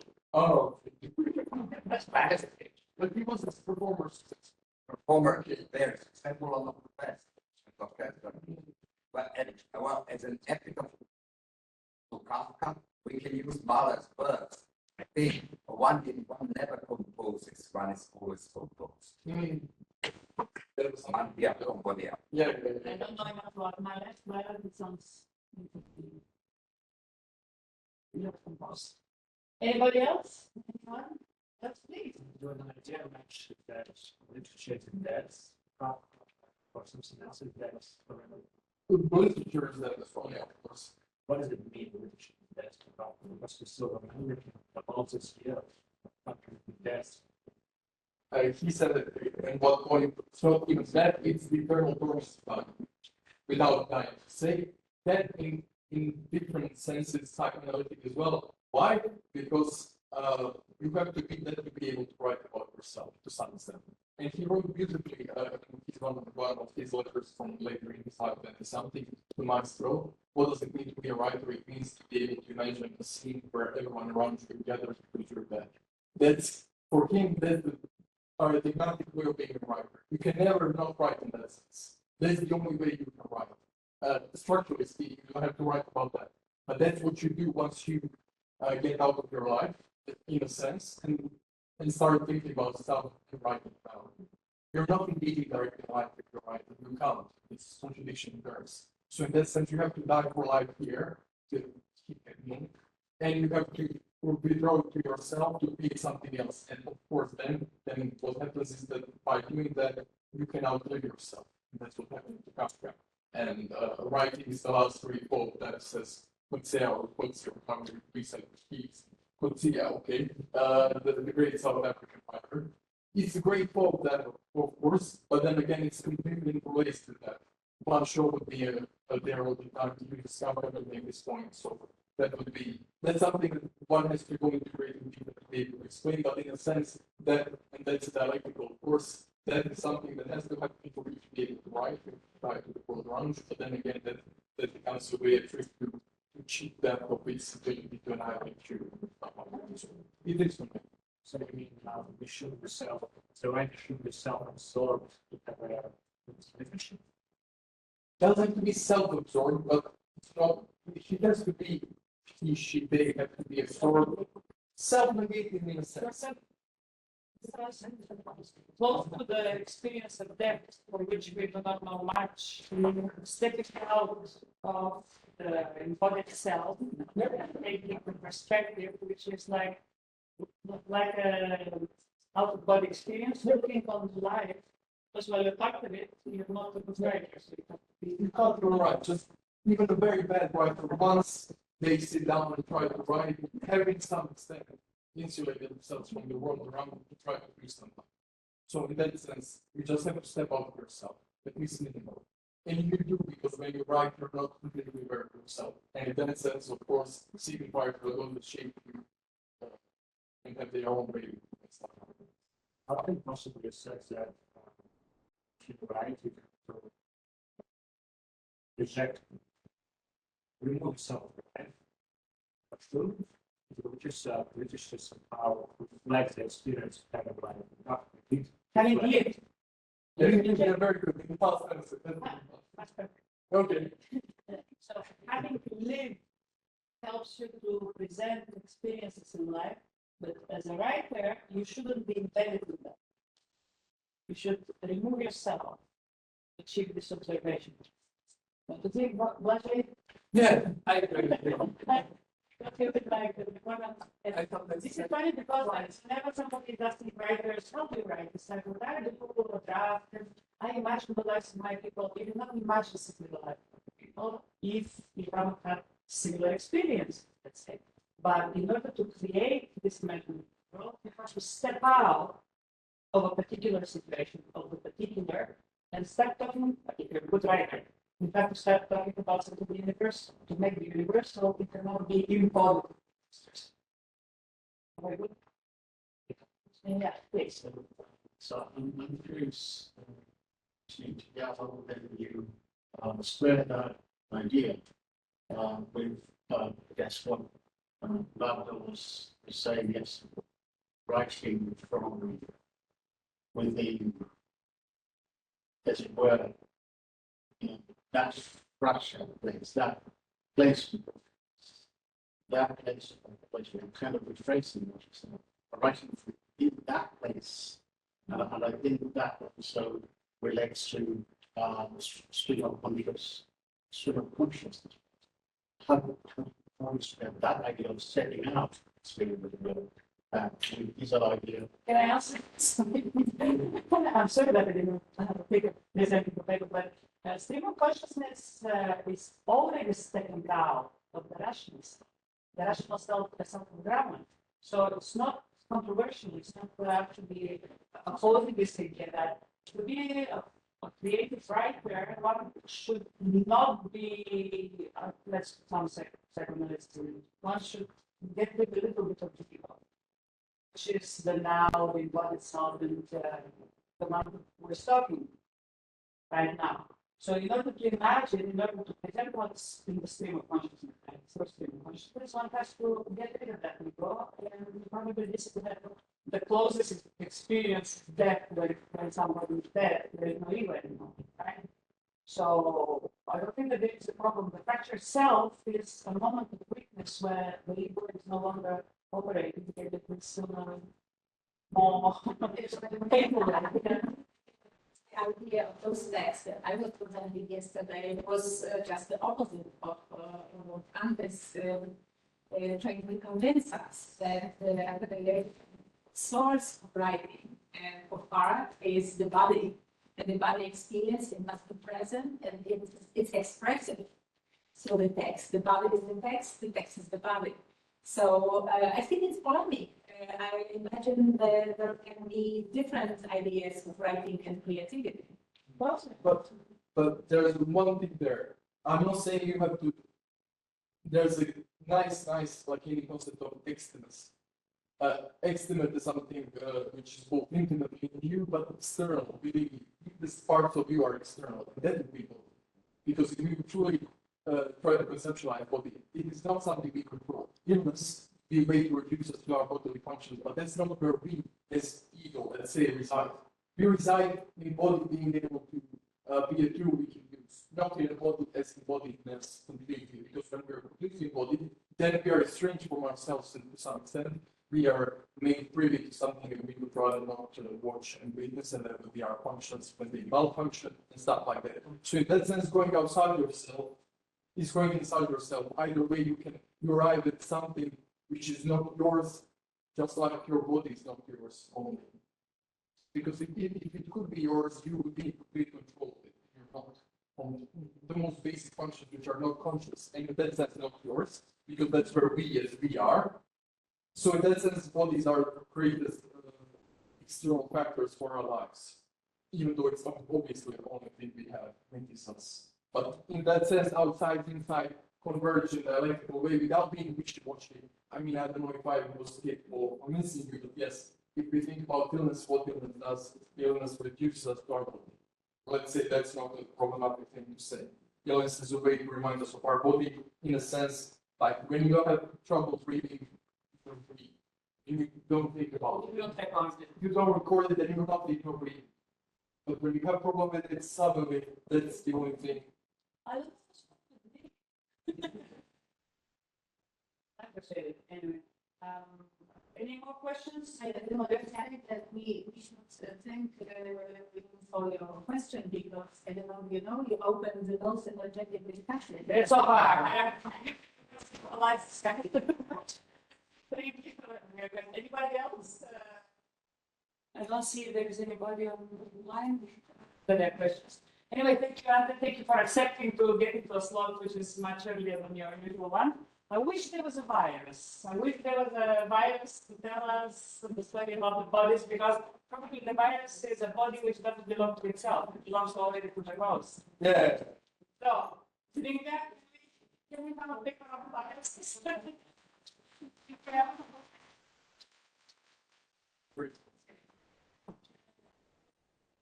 I think just to top up TB, tuberculosis, only viruses can interfere in this case.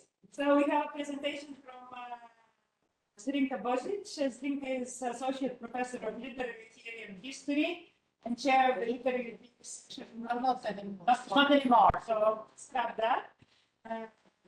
Professor of Literary and History in the Department of Croatian Language and Literature, Faculty of Humanities and Social Sciences of University of Zagreb. Her research interests include narrative theory, intersections between literature and philosophy, the position of literature and literary theory in relation to politics, avant-garde theory and practice, theories of representation, and problems of testimony. Zrinka is the author of the books is Perspectives Multi, Heidegger i Drugi, The Community in Avant-Garde Literature and Politics from 2022, as well as she's a co-editor with Davor Beganovic, Andrea Lanko, who is here, and Ivana Perica, who is online,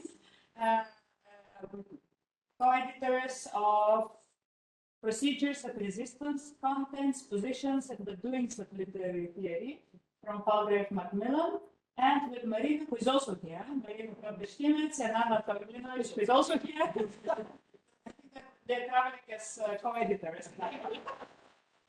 Boards. So one has to take note. Co-editors of Književnost i Revolucije. Zrinka is member of the Croatian Semiotic Society and member of the editorial board of the Academic Journal of Croatica. She is also the principal investigator in our Aponeo project in the Aponeo team from Croatia, and coordinates the project's administration and the research and innovation activities. Today, she is presenting a paper entitled Rethinking the Political in Metafiction, Rereading Borislav Pekic's Rabies. So, floor is yours. Okay, I will start right away with the text. So, I will read this quotation and then this passage, and then later on I come back to it. But it's really important. And I apologize, because it is my translation, so you who understand the original, please. Okay, events in this book are fictional. Only their possibility is real. The choice of London Heathrow Airport is coincidental. Had the plane carried Mother Teresa, the abbess of the Sacred Heart Monastery in Lagos, Nigeria, landed at Chicago O'Hare, John F. Kennedy, New York, Charles de Gaulle near Paris, Moscow, Sheremetyevo, or Belgrade, Surchin, the story would have unfolded there. The characters are likewise fictional. The airport staff members are merely functions, not specific people. Any resemblance to actual British airport authority staff is purely coincidental. Certain facts have been adapted to suit the needs of the story.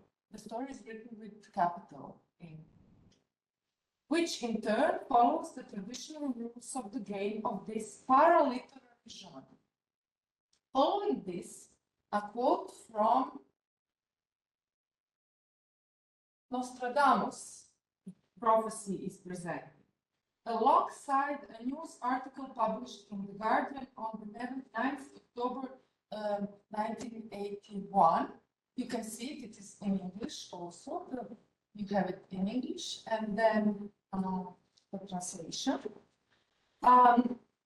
This is followed by, and you have the translation of Nostradamus' great plague shall come with a mighty bullet. Assistance lies near, yet only in the far distance. This is followed by a prologue. And you still don't know what I'm. It's still the book. Rhabdovirus. This prologue is actually Professor Lieberman's observation on the nature, and Professor Lieberman is one of the characters in the novel. Observation on the nature of the intelligent virus, and the passage in which the narrator focuses on the virus, with the intelligent virus deeply becoming the focalizer.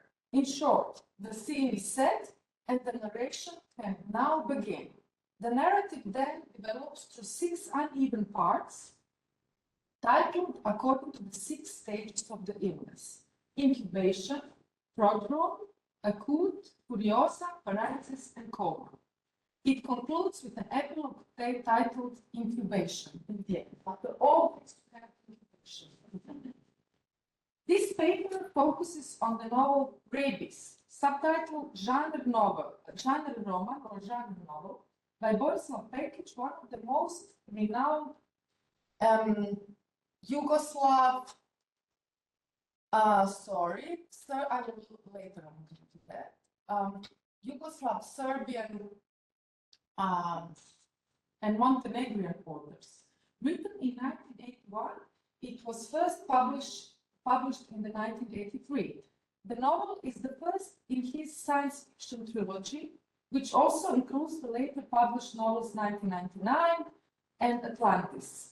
Born in Podgorica, Montenegro, in 1930, Pekic later moved to Serbia with his family. In 1948, during Tito's confrontation with Stalin and the Stalinists, he was arrested as a member of the legal student and high school organization, Union of the Democratic Youth of Yugoslavia. Pekic was charged under the criminal code against the people and the state and initially sentenced to 10 years in prison. His sentence, and he was rather young, his sentence was later increased to 15 years imprisonment with hard labor by the Supreme Court of People's Republic of Serbia. He was pardoned on 29th November 1953, Republic Day. After his release, he studied psychology at the Faculty of Philosophy in Belgrade. He worked as a dramaturg and a screenwriter. From 1971, he lived as a freelance writer in London. When the collapse of the socialist Yugoslavia began in 1989, he returned to Belgrade and together with several Serbian intellectuals helped to found the Democratic Party. He then returned to London and died there in 1992. This is just so that you know something about Borislav Pekic. But for my interpretation of the novel, this is completely irrelevant. So, as critics have often noted, rabies occupies a unique position in the context of Pekic's literary work, as it represents the first instance in which the author departs from the historical themes that had previously characterized his writing. Pekic has written a considerable number of novels and novellas. In some cases, it is difficult to tell them apart. Time of Miracles, Vreme čuda, The Pilgrimage of Arsenije Njegovan, The Rise and Fall of Icarus Gubelkian, Uspjenje sunovrat Ikara Gubelkijana, The Apology for the Defense and the Last Days, Odbrana i posljednji dani, How to Quiet a Vampire, Kako pokojiti vampira, and the 7-volume novel The Golden Fleece, Zlatno runo, then Rabies, then the 2-volume epic Atlantis, and 1999, which was published in 1989. In literary criticism, Pekic is regularly referred to as a representative of postmodern writing because for him, this is a quotation from one of the critics, Vojinović, literature becomes an intertextual game, and apart from intertextuality, previous research on Pekic's work has mainly focused on the poetic principles in his novels, the role of documents and their integration into the text, the use of the grotesque as a stylistic device, biblical subtext, etc. According to Alja Tatarenko, alongside Danilo Kliš, Pekic is one of the most important representatives of the so-called proto-postmodernism of the 60s and the 70s in Serbian literature. In her view, one can therefore speak of the birth of postmodern poetics in the womb of post-war modernist poetics. Consequently, Pekic's writing is credited with characteristics such as the so-called poetic narrator, intertextuality, documentarism, the refraction of chronology in the narrative, the questioning of historical roots, the hybridization of genres, fantasy, parody, the construction of spatial structures in the form of symbols, and the modeling of time in the fantastic scale, etc., etc. When you read the criticism on Pekic, it's like everyone is trying to identify as much as possible devices that he uses in his writing, and it's really rich. But I think it's not enough.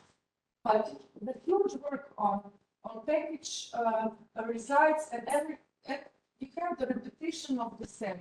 Always intertextuality, sexuality, and then everyone is making an effort to, identify all the ways it is present in the novel, and actually the interpretation is usually going around circles, and you never get any new insights or readings. So a more compelling aspect of Borislav Pekić's prose work than the identification of a series of the so-called postmodern procedures in the genre itself, particularly in relation to the novel Rabies, which directly engages with this issue through the subtitle genre roman or genre novel. In his study on the poetics of Pekić's novel, Petar Pijanović addresses the problematic nature of Pekić's approach to genre and his difficulties and the difficulties literary critics face in categorizing his works. As Pijanović points out, Pekić almost never labeled any of his books as novels. And in one of his interviews, he himself expressed doubts about the general applicability of the category novel in contemporary literature, because the term itself, as he says, has lost all connection to literature and has become a general commercial term that covers every prose form like a magical cloak. Thus, numerous critics had problems with the genre definition of Vreme čuda, for instance, which is simultaneously labeled as a chain of stories that combine to form a novel, or a history, or a novel history, etc.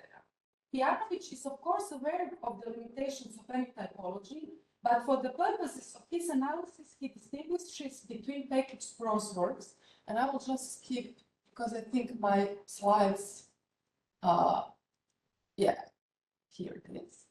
I have already mentioned these points, so that you can follow.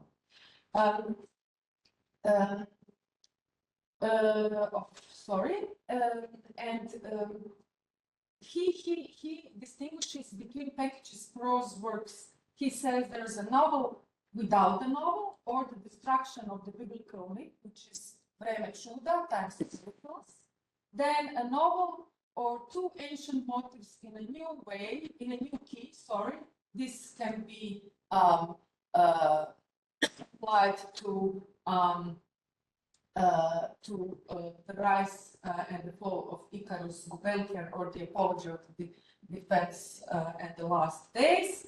Then an epistolary novel, a novel as a letter or a critique of a dogmatic mind, for instance, How to Quiet a Vampire, or a novel saga, and that would be The Pilgrimage of Arsenije Njegovan, or The Golden Fleece, or and then anti-utopian novels or apocalyptic gospels of witnesses of the future, Rabies, 1999, and Atlantis. The last three are read because they are usually considered by the critics as a trilogy and defined as SF trilogy, dystopian trilogy, but they might be SF trilogy, but not dystopian one necessarily. So, each of the categories outlined above comprises novels that constitute their own distinct prose cycle. It is only by engaging with all five that one can discern the broader contours of Pekić's poetics. Building on this, Jasmina Lukic, whom you might remember from the Zagreb, she was a keynote speaker in the Zagreb workshop. She is the author of one of the most probably important interpretation of Pekić. She says that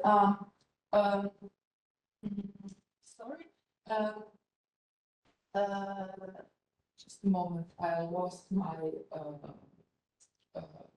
yes, and she said in her book Metafiction, a reading of a genre, Borislav Pekić and postmodern poetics, that if one considers Pekić's work As a whole, the question of the poetics of subtitles can also be posed in relation to possible common framework of all his books, and can be interpreted as an expression of the writer's desire to categorize these individual texts more precisely within the broad framework of his imagined prose structure.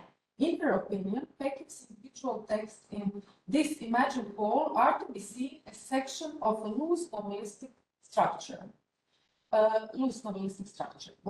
Which joins a number of scholars who view Peckham's work through the lens of postmodern poetics.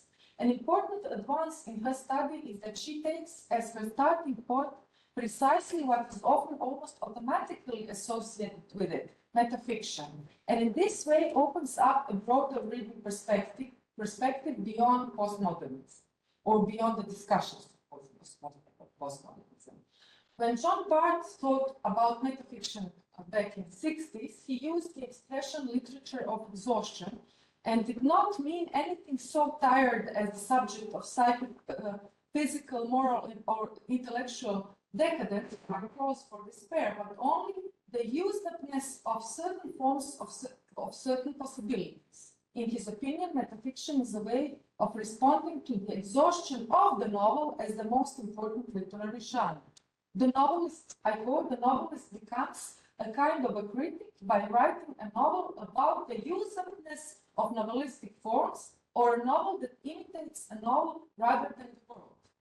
Echoing Barth's defense of a form of fiction that became prominent in the 60s, Linda Hutch emphasizes the narcissistic aspect of fictions about fictions, while asserting that the term is a figurative adjective selected to designate the textual self-awareness, not as derogatory, but rather as descriptive and suggestive, as the allegorical reading of Narcissus Smith. As it was defined back in the 70s, metafiction was fiction with self-consciousness, self-awareness, self-knowledge, ironic self-distance. However, one must agree with Mark Carey that there are several problems with such conception. First, the idea, I quote, first, the idea of self-consciousness is strangely inconsistent with the most postmodern literary theories which would attribute neither selfhood nor consciousness to an author, let alone a work of fiction. Second, there is a litigious illogicality about self-consciousness, that something which is defined by its self-consciousness must already be conscious of its own definitive characteristic. It is not enough that metafiction knows that it is fiction, it must also know that it is metafiction, if its self-knowledge is adequate, and so on in an infinite logical regress. Can it then be meaningful to say that metafiction is conscious of itself? A third problem rises in the gap between, I'm still quoting Curry. A third problem rises in the gap between the relatively new term and the well-established literary characteristics it describes. End quotation. The main problem is that postmodern fiction projects a self-reflection onto the past through its intense examination of its own history and conventions. Novels of this genre act as commentaries on earlier works, and the self-consciousness is not really new, as it relates to other fictions in the historical context of the text rather than to a general self-awareness. This means that the relationship between a critical term and its literary object becomes profoundly confused because the literary object itself performs a critical function. For this reason, in Paris' view, it is much more appropriate to define metafiction as a borderline discourse, as a kind of writing which places itself on the border between fiction and criticism, and which takes that border as its subject. Instead of seeing it as a marginal in-between space, this understanding gives metafiction a central importance in the projects of literary modernity, postmodernity, and theory, which have taken this borderline as a primary source of energy. Let us consider Peckham's novel Rabies as a form of borderline discourse between fiction and criticism. It would undoubtedly be interesting to explore all the techniques of so-called postmodern writing, but such an approach would limit us to the existing body of scholarly work on this novel and on package prose in general. This novel is organized into three multiple units. As already mentioned at the beginning of the presentation, it begins with the prologue entitled Rhabdovirus and ends with the epilogue Incubation. Between these sections, there are 5 main sections corresponding to the 5 stages of the development of the disease and the spread of the virus. Each of these sections is introduced by a motto that has a referential, often prophetic function and subtly anticipates the key themes and events that will unfold in the narrative. Text frames are seen semantically highly charged places in the compositional structure as they delimit the space of the text, which is why it's particularly important to pay attention to their arrangement. After the title and the subtitle and before the prologue, we read a note from the narrator. Just a moment, since the note of the narrator, who at the end introduces himself as the editor of the manuscript, the note of the narrator was just a moment. This first one, who at the end introduces himself as the editor of the manuscript of the diary of his late friend Daniel Leverkin, who is one of the characters in the novel. And the book in the reader's hands is not a documentary account of the rabies outbreak at Heathrow Airport, despite being based on real events. It is the personal diary of an eyewitness and victim of the tragedy, my friend Daniel Leverkin, and writer, supplemented by a personal perspective of the narrator. Not. So, as Maja Sekulovic aptly observes, in order to enter the world of the novel, it's necessary to unfold several layers right at the beginning. The initial frame of the prologue insists on emphasizing that the events within the book are fictional, that the city of London Heathrow Airport is arbitrary, and that the characters, the airport employees, are merely functions, narrative functions. Well, the narrative is particularly significant as everything is subordinated to it, and it must adhere to the conventions of this parallel literary genre. Sekulovic identifies the reference to the rules of the game as leitmotif according to which all actions in the entire text proceed. The structure of the novel is remarkably coherent and robust, consisting of 6 sections in which the narrative unfolds chronologically, with retrospective elements frequently interspersed in the narrative discourse. The opening chapter, set at an airport, is narrated from the perspective of the writer and linguist Daniel Leverkin. The choice is unsurprising given that rabies is derived from his dialect. The internal structure of the text follows the principle of montage, with the content of the novel intricately linking various perspectives, storylines, and character traits, often interwoven with invisible threads. The novel thus encompasses as many as 15 narrative threads. This is 15. And probably even more. I have to check if there are any more, but I have identified 15. The construction of the plot is based on brief narrative sequences, abrupt transitions, and shifts in the narrative focus from one storyline to another. The structure offers space for numerous narrative strands and perspectives, including stories about a murder in a parking lot.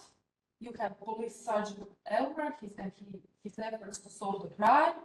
A love story between 2 young people who fall in love at the airport, and he is a Polish Jew, Abner, and she is a young Palestinian, Miriam. Then you have Daniel Leverkin and his ex-lover, Louise. Then you have Professor Lieberman, who is kind of a messiah who is supposed to bring, to deliver the cure, but turns out to be a former Nazi who carried out experiments on human prisoners in concentration camps. Then you have the Soviet and British spies, Donovan and Rasimov, have some kind of crazy friendship, Cold War friendship. They, you know, they cannot do without each other. They need to be. Then you have Luke Komarovsky, Dr. Luke Komarovsky, who is in charge of the epidemic. Then you have Gabriel and Sue as Theseus and Ariadne. Then you have Mr. and Mrs. Suarez. Then you have the dog, Sharon, to name but a few. In the course of the narrative, the third-person narrator switches between different focalizers. The classic narrative is interspersed with pre-infant speech so that the reader not only gains an insight into the events at the airport, but also into the fates, worries, fears, and thoughts of the characters. Similar to the but you have so many of them at the same time. So similar to the changing patterns of a kaleidoscope, the characters' perspectives and narrative threads shift and change in the course of the story. In the spatial and temporal confines of Heathrow Airport, which gradually transform into a quarantine zone as the disease progresses. The different voices, perspectives, and ideological positions coexist and collide as the madness of rabies grows. In this way, the montage of shifting perspectives becomes a single organizing principle that presents the totality of events not as a coherent unified whole, but as a series of fragmented, short, and longer narrative cuts that heighten tension. The unfolding of the story and the progression of the rabies epidemic thus coincide and intensify the sense of impending crisis. The infected lose their human form, transforming into dogs. And as the narrative unfolds, it becomes ever clearer why the intelligent virus introduced in Professor Lieberman's prologue is deserving of its position as one of the focalizers from the very outset. Just, I'm going to, so you can follow this. A virus is the most perfect creature in the cosmos. Its biological organization is nothing less than a machine dedicated to the production of life in its purest form. The virus stands as the pinnacle of the natural creative evolution. It is also the apex of artificiality, an intelligent virus, a creation that bears the form of a human being, yet possesses the nature and vitality of a virus, combined with the intellect of a human. The symbiosis of a virus freed from aimlessness and the human liberated from limitations would dominate the landscape, each serving as a fertilizer in their own right. And then the virus. I hope that I can find. Sorry, this is Heathrow. And it is at the beginning of every section of the novel. So it is a sketch from Leverkin's diary, because he comes to the airport, he wants to write a novel, and then a novel about a crime novel, but something else is happening. So the novel writes itself around him. Just a moment. Where is it? Okay, somewhere. If not, if I can't find it, I was really trying to have power. Sorry, I don't know where it is. Probably I deleted it. Nevertheless, I will read it. Now the virus as a focalizer, but it happens only at the beginning, and then it does not come anywhere again. The virus, I quote, for him, written with the capital, in the war there was no fear. He had come into the world wrapped in a long cloak, one that had yet to bear a name. But once it did, he would know it to be impenetrable and indestructible. For he was a mutant, the first of his kind. Though alone, he did not feel lonely. He carried within him the instinct of a great number. So, the virus interpretation. In addition to the complexity of the narrative structure and the change of perspectives, almost each narrative line and each focalization shift entails a change of genre. So the kaleidoscopic mechanism works on several levels. A science fiction, crime novel, a love story, a spy thriller, and a horror novel alternate like attractive ornaments. The paraliterary genre, which the narrator mentions at the beginning, reveals its kaleidoscopic structure and shows that it can change, adapt to new conditions, and mutate if necessary, and in the story to which everything is subordinated requires. Rabies is not only a narrative kaleidoscope, but also a mutant, a literary paraliterary genre. In other words, a novel in the best sense of the word, an unfinished genre in the Bakhtinian sense. So when Mark Harvey defines metafiction as a borderline discourse or a kind of writing between fiction and criticism, he does not claim that the author of metafiction is both a writer and a critic, but that the novel dramatizes the boundary between fiction and criticism. When asked to explain his attitude towards literature, Boris Kopechich replied, I quote, I consider myself a writer of ideas, or idea. An idea about reality, not a writer of reality. Being a metafiction which depends upon intertextuality for its so-called self-consciousness, Rabies is a novel which signifies its artificiality by reference to traditional forms or by borrowing thematic and structural principles from other narratives. The boundary between art and life or between literature and reality is being reproduced within the novel, which means that not only is this boundary between literature and criticism dramatized or signified within fictions as self-commentary, but also problematized by the idea that metafiction is less a property of the primary text than a function of reading.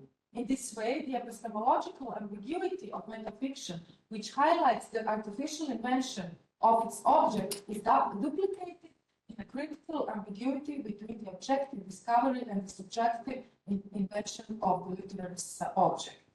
When asked about the function of literature, Pekic replied, I quote, I can perhaps define what I currently see as the function of my literature. Though through it I gain knowledge and then express this knowledge in a literary code. End of quotation. We should never lose sight of the literary code, so that even a novel like Rabies becomes relevant to us in the age of COVID, post-COVID, as something that we recently experienced, not as a collection of motives about functioning of modern societies in exceptional circumstances, etc., but as an opportunity to ask ourselves how literature uses its means to articulate the political. So, thank you. I apologize for this. I'll never do that again. No problem to speak with any questions. I expect you to start the conversation. Someone? All right. Anyway, anybody else? So maybe one question. Okay. Appropriate, but what is the difference between self-consciousness, self-awareness, and self-knowledge? Why is it silly things like I'm saying just say self-consciousness and self-awareness? Same thing. Yeah, self-consciousness, self-awareness, and Self-knowledge. self-knowledge.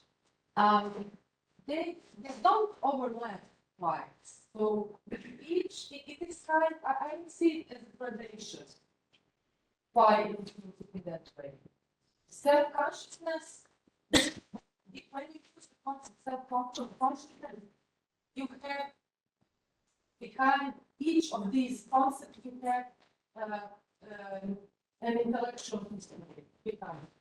So when Harry is using these terms in that way, he kind of tries to put together two different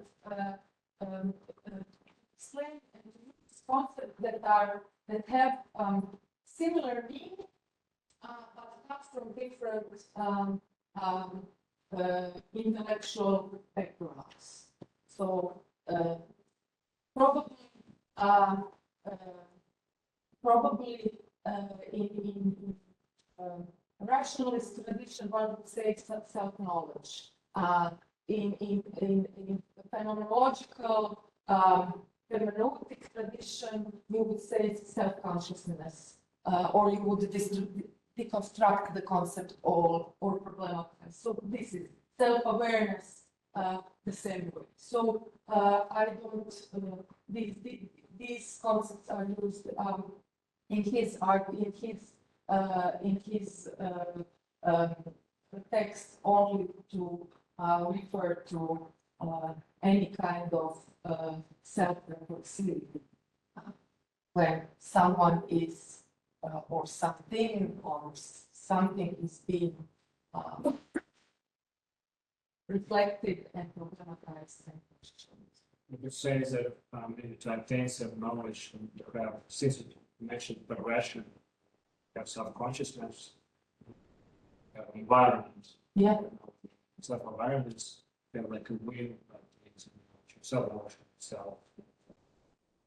Yes, but he uses it, I think, just to, you know, if you, probably just to, you know, so that everyone who reads from different, has its point of, he does not discern among people. See, he uses them, sorry, yes. I just have a short. I think everybody there's. No, I just missed the quotes you showed us. Yes. Beginning of your lecture. Yes. Was excellent. I mean, I must say, I'm thrilled that I want to read package as soon as possible. Yes. So the quotes you showed us with This one. yeah. I haven't understood. Are they included in the structure of the novel, Yes. or are they just Yes, they, framed everything. before the structure of the novel? Everything, yes, everything is, you have the novel, Okay. then you have this, then you have Nostradamus and the quotation from Guardian. I don't know if it's really, it's probably invention, it's completely relevant, but then you have the prologue of the virus by, in Italic by Professor Lieberman, and then you have another narrative section where the narrator focalizes the virus, and then you have stadium first incubation.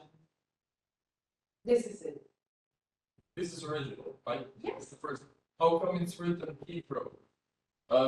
This is something Yes. Serbian and Yes. Russian. How come? Editions, it's different. And this is one of the first. No, It's- this one is not right. This one is second. But this is Biggs, right? Yes, Okay. That's- yes, yes. Because otherwise it's written Yeah. according to book, which would be to how it sounds, not No, how. no, here is everything is written. Everything is written.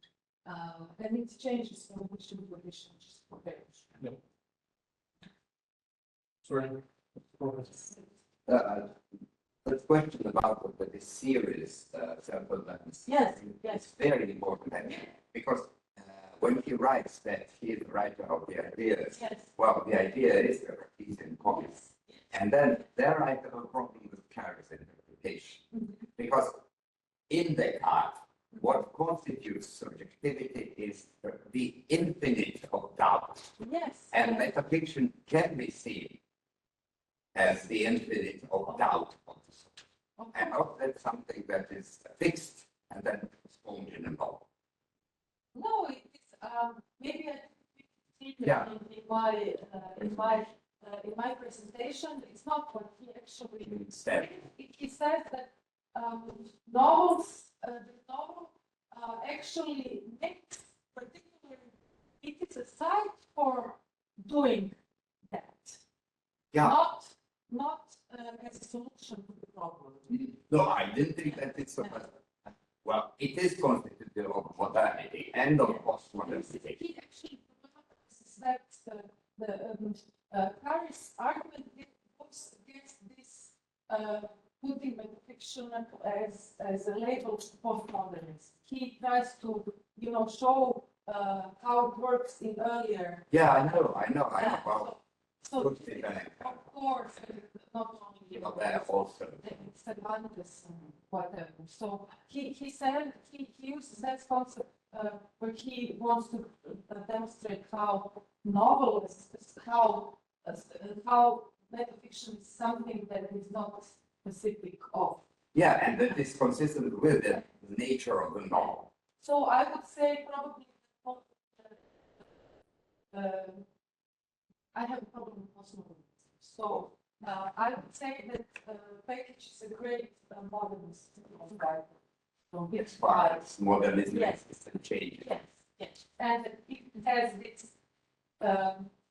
way of communicating. Yeah. So this is and More. Yeah.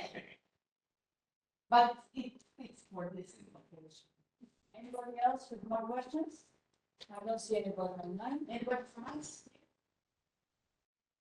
If not, time for lunch. We're going to start again at 2 o'clock. We're starting now. Thank you. Thank you. It is recording anyway.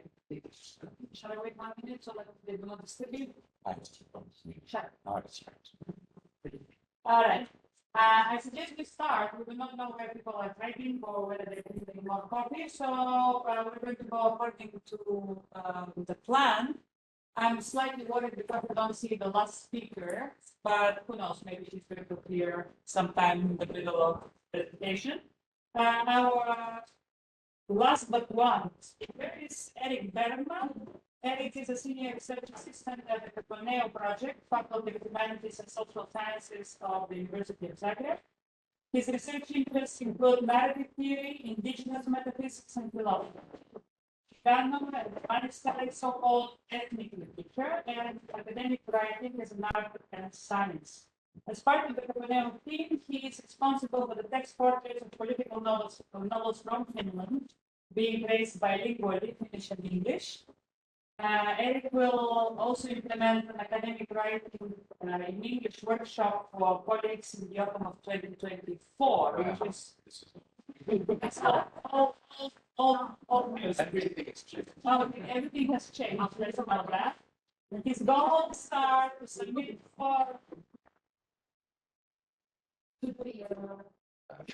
his goals are to submit 4 academic papers for publication as part of the project, to submit an adapted manuscript of his peer-reviewed dissertation for potential publication as a book by the Ohio State University Press, and to finally learn the Croatian language well enough to become an indispensable part of the Croatian scholarly milieu. So some of that. Yeah, the manuscript of the Croatian language. Serving of the Croatian. It takes a few years. Eric's paper today is entitled A Methodology for Reading Inaccessible Texts in World Literature, case study, Illness and Miroslav Krlja on the Edge of Reason. And we very much hope she's going to deliver it in English, not in Finnish, not in Croatian, but in English. Yeah. Thank you. Thank you. Actually, nice to be here. Actually, I think the title of this, a lot has changed since I took that abstract. Why? Well, well, yeah, talk about that. But I am talking about the region. One of the reasons is it's English, and it's Croatian novel. And it's a pretty good translation what I got. I mean, I really like it. It's just a house.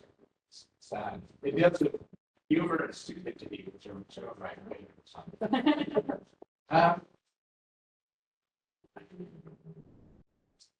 It's an outline of what I'm going to talk about. see that. I guess I'll find out anyway. So basically, my arguments here in this paper that I read, it's kind of long journey, is that given that on Greece and the form of revolution lists creates the political content of a civic society based on complex logic.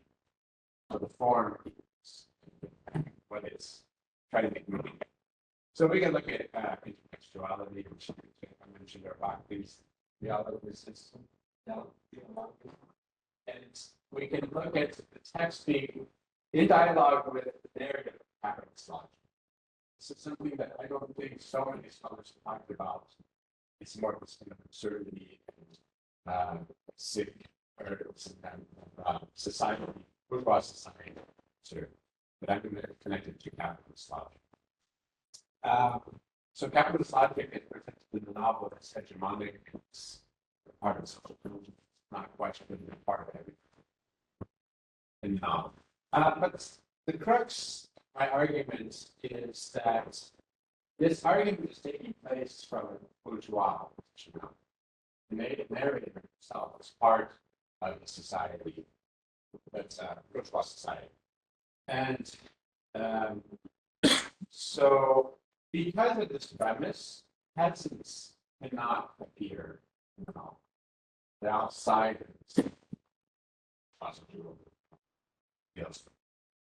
And so the narrator, he gets the sympathy of the reader. I like him. He's showing his hand tight to all this absurdity that's going on. But he's part of the problem.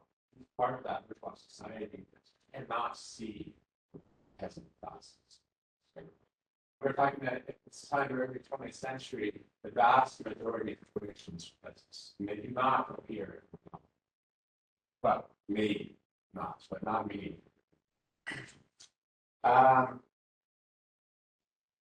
So because peasants don't appear in the novel, that creates a narrative gap. I'm going to argue that the most important thing politically for this novel is something that doesn't appear in the novel. It's a gap. That exists. So that's the most important thing that makes it a political novel, in my opinion. But now we're going to go on, why I changed this. I started this as an experiment. So I'm from the United States, we're trained at the University of Helsinki. I'm studying Croatian. I put a lot of time into it, but I can't read Croatian. I can't research Croatian. So I wanted to see, can I access a Croatian novel as an English speaker and become part of the Croatian literature discussion without really knowing Croatian? And I tried, and it turns out that it's quite difficult. There's not so much written about it in English, and then I translated some texts from Croatian. But, and I was inspired by David Amros's What is World Literature. He advocates for translation. He advocates translations more to access more literature. But then when I was reading his analyses are quite superficial. He kind of collects these stories from around the world. Superficially deals with that. And I've heard him speaking also, I think there's might be one of the critiques that came out. And so do we really need more English-speaking people like Cartography going around the world collecting stories now? I mean, I don't think so. I don't think Croatian literature needs, in my opinion, I am personally, but I don't think that this is technically a national trade that can be done. So I benefited. I'm not sure how to use it. So as an experiment, this is not that fun that I expected. I expected, peripheral literature for me, Croatian, like for you, Finnish literature would be in the context of peripheral literature. I mean, who reads Finnish novels? Yeah, okay, I mean, there are some reasons, of course there is. But generally speaking, for me, a academic process, so this is quite the case. But in my Finnish context, from the language, from my training in the United States, this is peripheral literature. So I wanted to see if I could, let's not treat it as peripheral, let's try to bring it, let me out. historical for a reason that people don't study. So I'm going to study it, but I'm not sure how useful that is for the rest of humanity. So, and anyway, this is a transformation that's happening as we speak. So my whole way of thinking about literature, world literature, is changing even this morning. Okay, so quick plot summary. It starts off, the novel starts off on human folly. And in English, it's folly, and in Deutsch, it's Glückwort, right? And Glückwort is stupidity. Yes. Not folly. Yeah. So this, I mean, we say it's a good translation, but that may be the most important words mistranslated. And folly is cute. No, words in the top.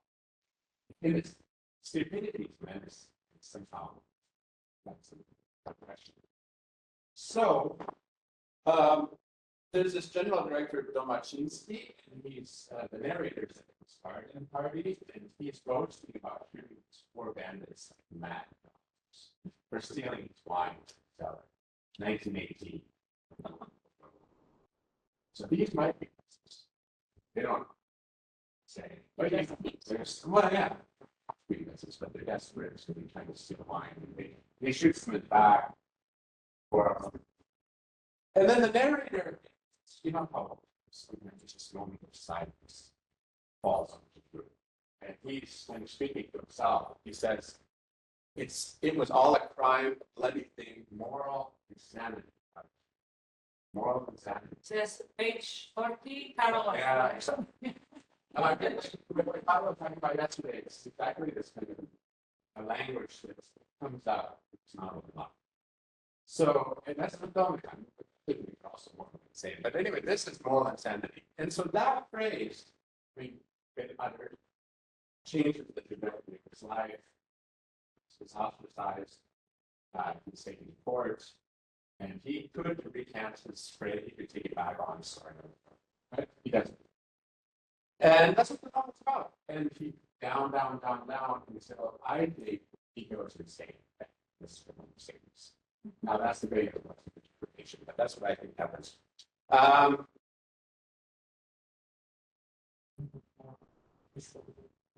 Favorite scholarship, this is kind of small, just quickly go over. I've asked a lot about irony, some about the female characters.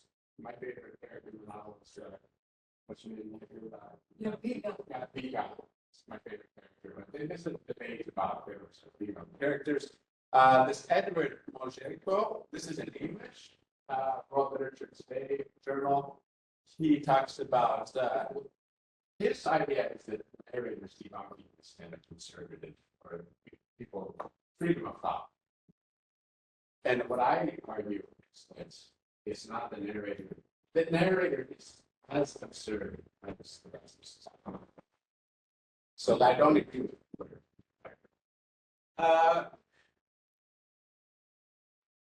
Okay. This last book, I mean, this last week, thank you. And this is in Croatian, and they don't have it at the University Library, they have it at the City Library. I wrote an author, she's now an elementary school teacher near Split, and she, based on her PhD from Sada in 2008, wrote 2013, I think, and she doesn't have a PDF of it, there's no digital, so I have to go to the City Library and try to deal with that. But this book, I think, would be perfect for what I'm trying to do, so I'll figure that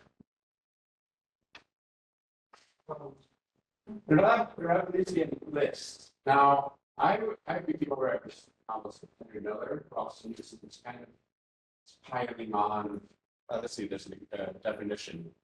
Is an overabundant itemizing of mere synonyms or specifics like nouns to drive home an argument is too much and strictly unnecessary at the level of communication, but can illustrate the satirical point of attack by the grotesque and humor. Or another catalog of items or adjectives in a literary text is not Revolution unless it also includes an element of grotesque humor and overabundant excess. I guess that's repeating. I base my critique of this, that the novel is capitalism on this paper, which is not about the novel, but it's about Kivilic, it's about a painter in Croatia in a painting room, and this is all the image. She writes that Rushic had these grotesque paintings. You'll see one of them. And Hitler wrote the preface to his book, which I can't find in English, but she quotes it in Croatian, so I'll check that out. But here is Hitler in the preface.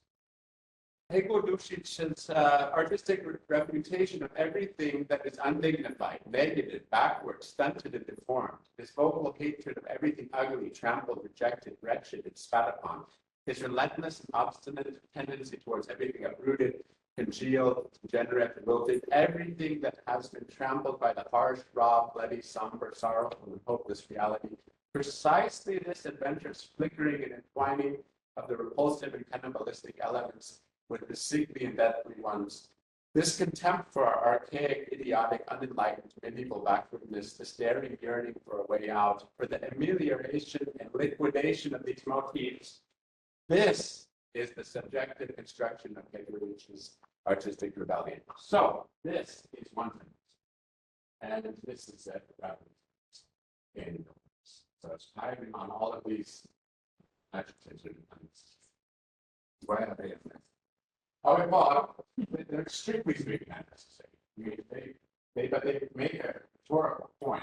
Of course, they're not perfect.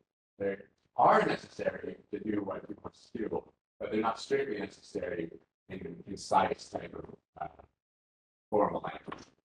Now, all of this is to make the point that at the end, the amelioration and liquidation of these motifs. That's what he's trying to do. I wanted to connect up the Finnish Cartography Albanian author. Writes Finnish, obviously, and he also these really long sentences, which I guess emphasize even in the Croatian context, famous for this. Yes. Yeah. So, yeah. It is untranslatable languages that don't have. That was the baby. Yes. Yeah. This French right. Even English with Georgia, but then kind of like middle march. Yeah. That would be with that. Okay. But you need that kind of sentence. Yeah. A long winding sentence. Yeah. I mean, it's this. Yeah. It's Finnish. It's not very common as translators. Translators comment upon he has very distinct style of Finnish writing. Very long sentences that go on and on. Yeah. Anyway, so this is kind of stylistically and understandably good stuff.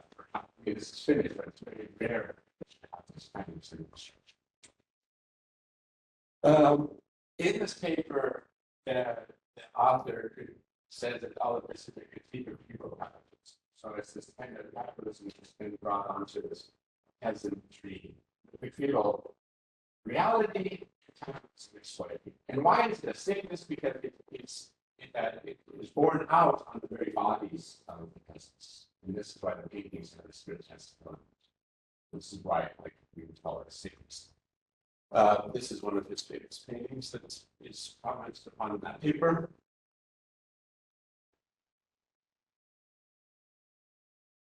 Okay, so the narrator goes to court.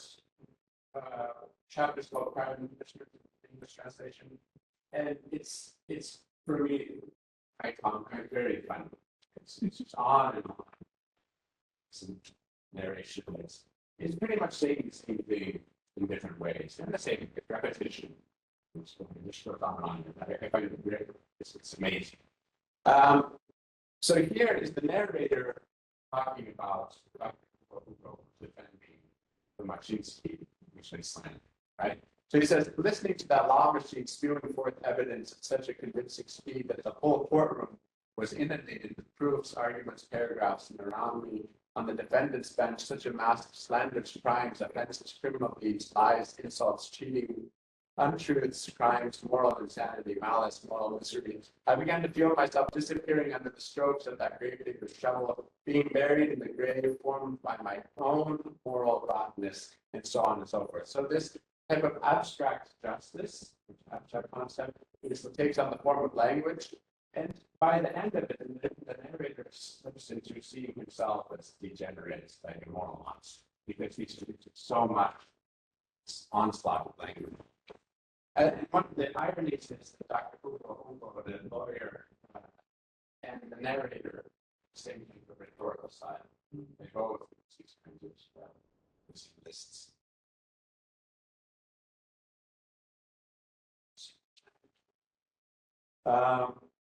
And then the link to capitalism, this Domachowski is, he said in the novel, it's an abstract concept because it's not a person, he stands for something.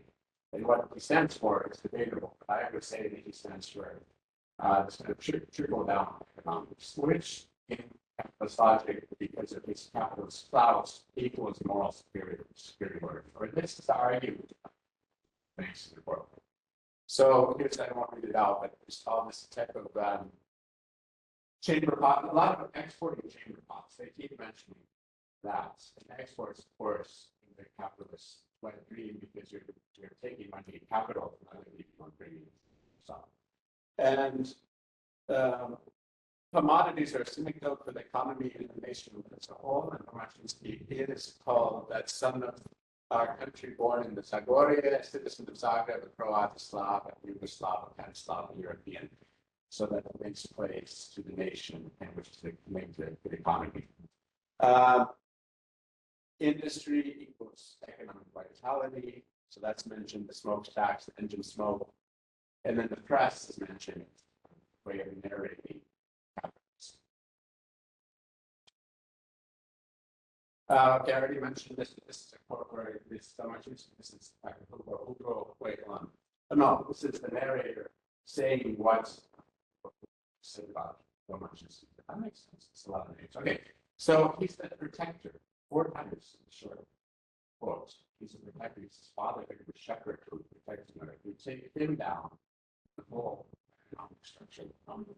He is an idealist and a realist.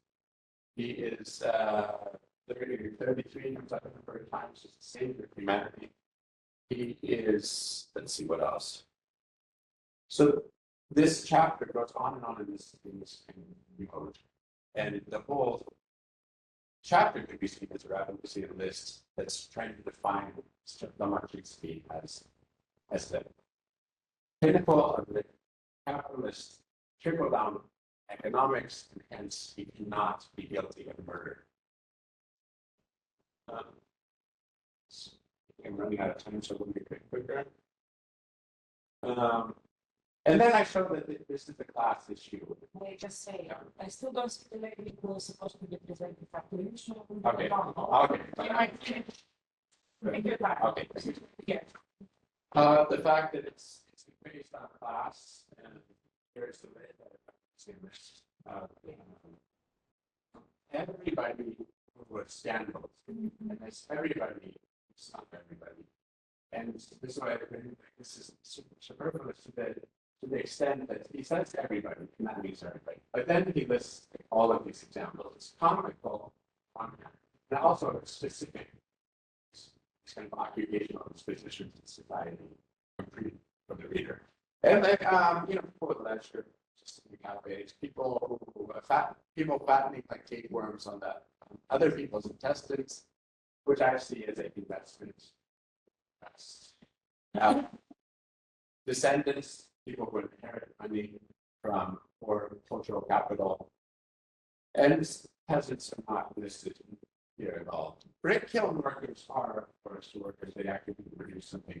But my analysis is by being included in this list, there's an implication that they're hankering for outward mobility. They also care about the fact that Domachowski was slander.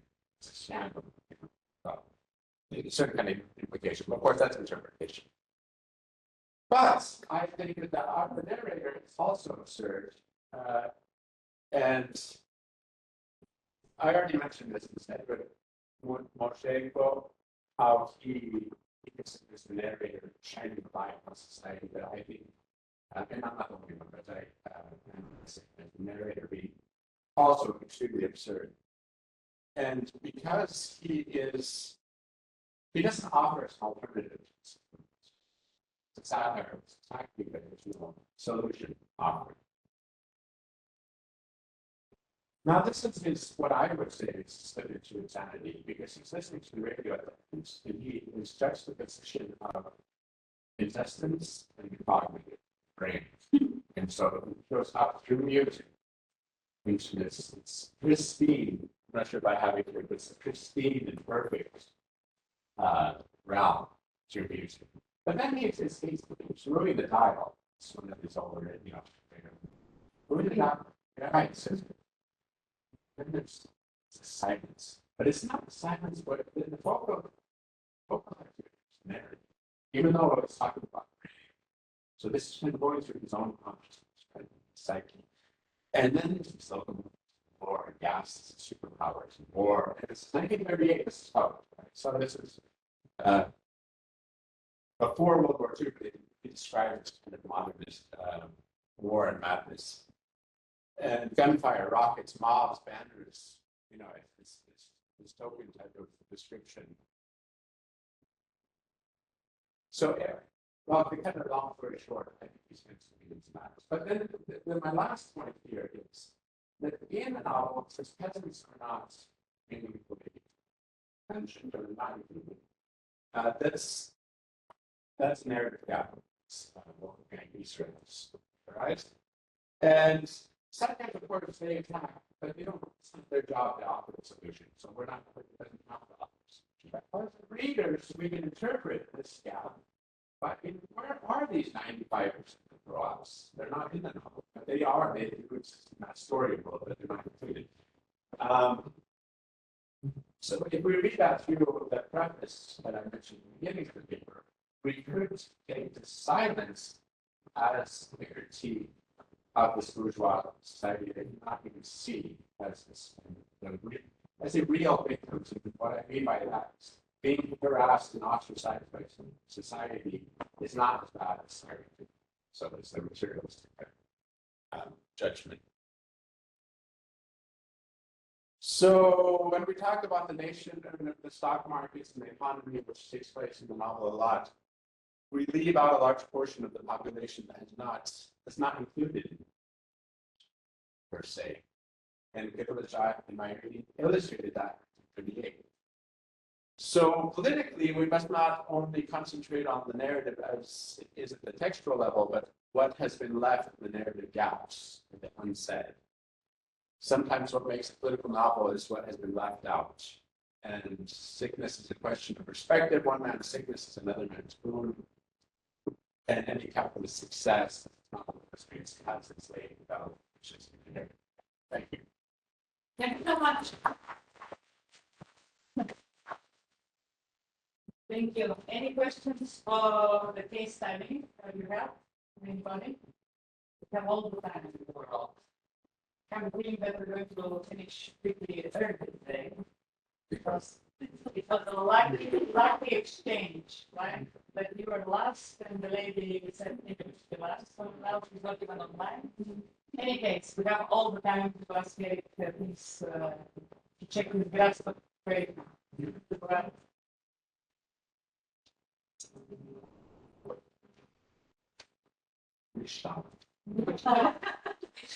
Maybe just a comment on the translation. I mean, I like this novel, like Nicosia. I think it's one of his great novels.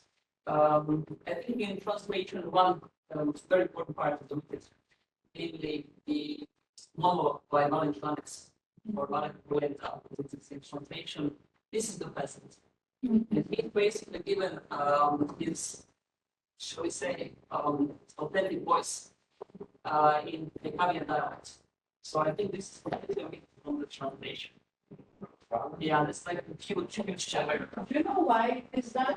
I guess the book was for American markets. I mean, they don't see the peasants. My father went translating. No, I mean because targeting the American market, were they thinking that this is going to stick to the elite as invisible, so they have this part of the novel? Well, I don't know, translated novel, I'm not sure what the. Because except was part of the. You think that it's a good. Well, it can be really nice. Yeah, no, not about it. Yeah. I mean, statistically, I think the sentences are rendered quite nicely. It's just that in these narrative terms, a huge part of the novel is basically omitted. Yeah, there is like one large poem, it's going to change your mind again. One poem which belongs to the ballads of Pentateuch, which is another exploration, another Pocahontas book of poetry. So this poem, I presume, is omitted, and this monologue by Valentin as well. Have something to do with different relations of integration. Yeah, sure. So you have, I've heard one presentation at one conference about the Polish translation of Valentin and how to translate that in what way to grasp that. Yeah. And I think the church was somewhere talking about it, and it wasn't done. Right. Even though there were some possibilities to do that, but so it's something that gets lost in every translation, actually.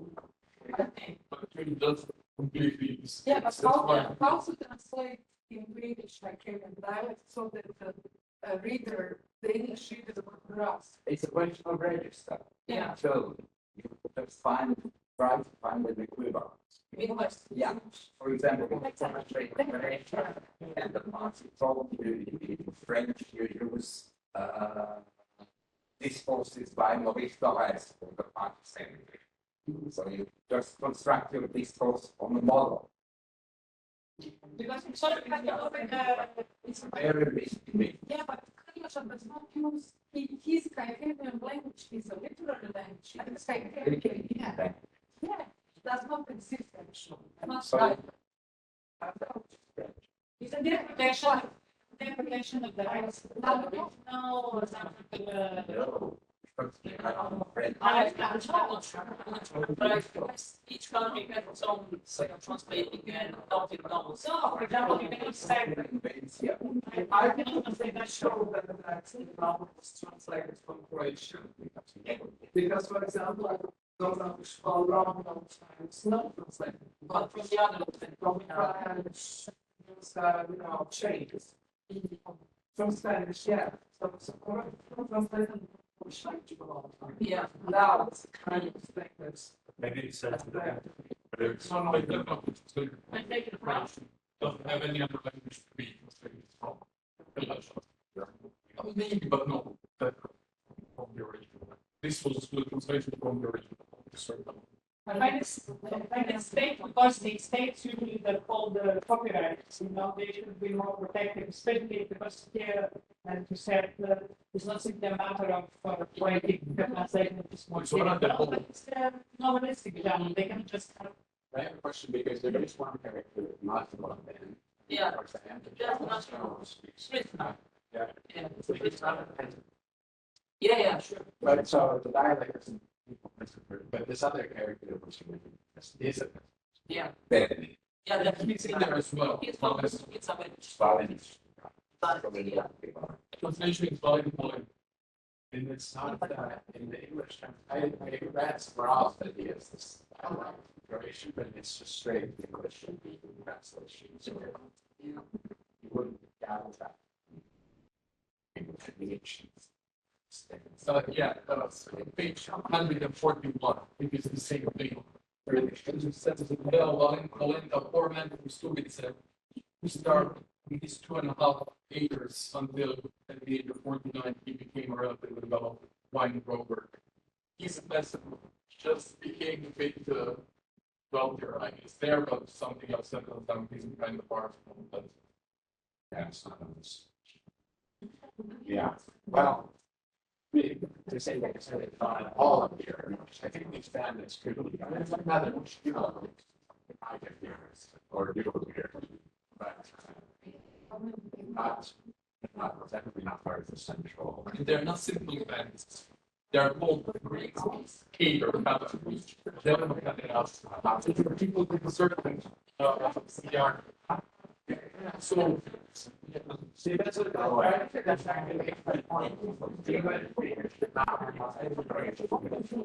this is done translation for it's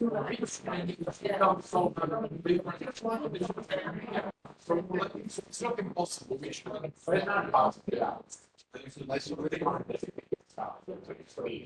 because if you read the book, don't so even we don't know what to see instead of the green paper and then we so it's not necessarily not to be that.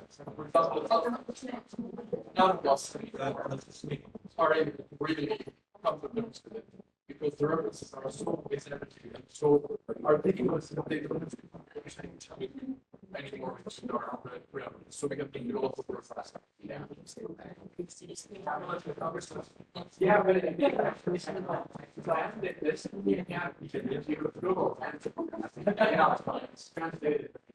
he should be translated with green paper because that's where there's something also. Yeah,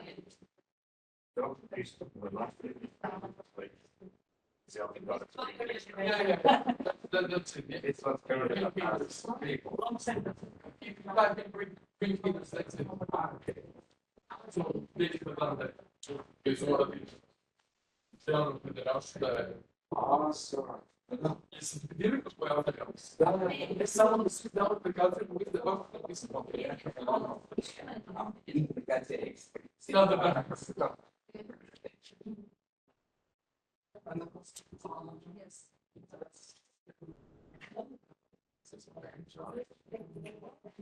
I'm sorry.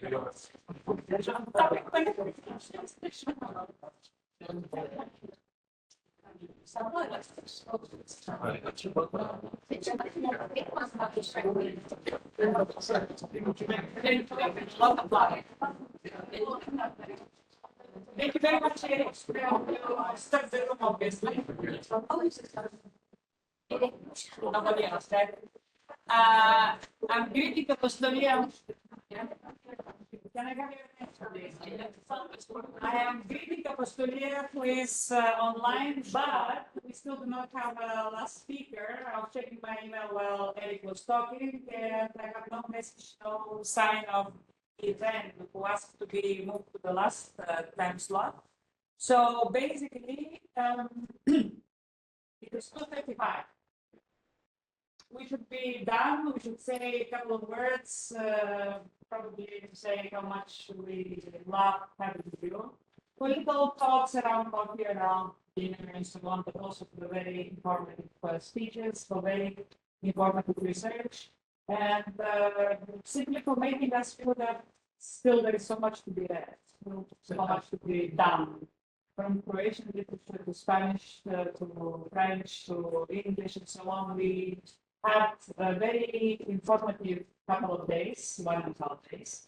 I'm very happy to have you. I'm sad to say goodbye, but I'm looking forward to other opportunities that we're going to have to collaborate, to work until the end of the project.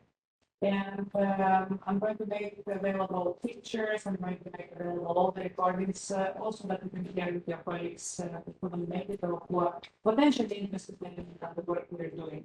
It is an important work, I think.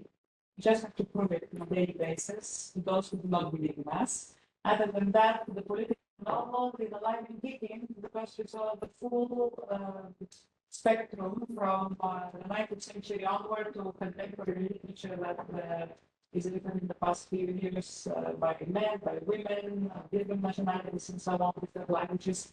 We touched upon artificial intelligence, we touched upon case studies, translations, and so on. So personally, I found it very unique.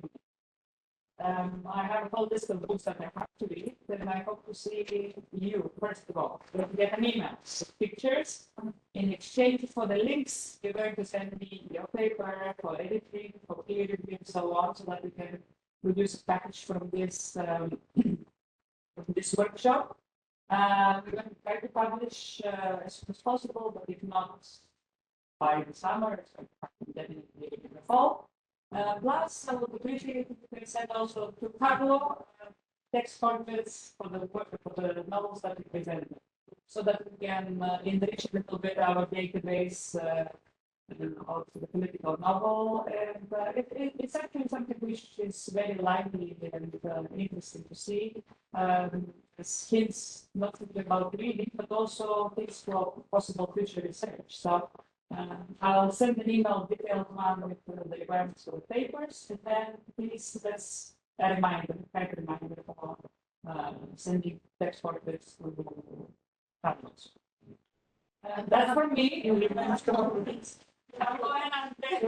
Let's start together. If you want to say send it to Carl, Anybody who would like to share something or say something, I'm absolutely happy to still know last speaker. So I'm happy to close the second day and the workshop as a whole. Thank you very much for making so much effort to come, to present, to participate.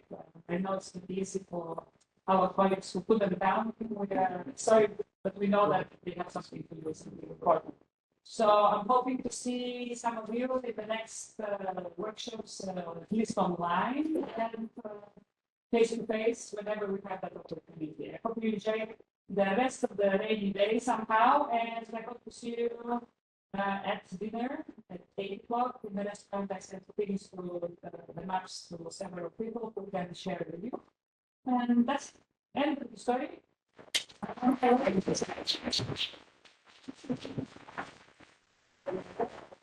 Thank you, thank you.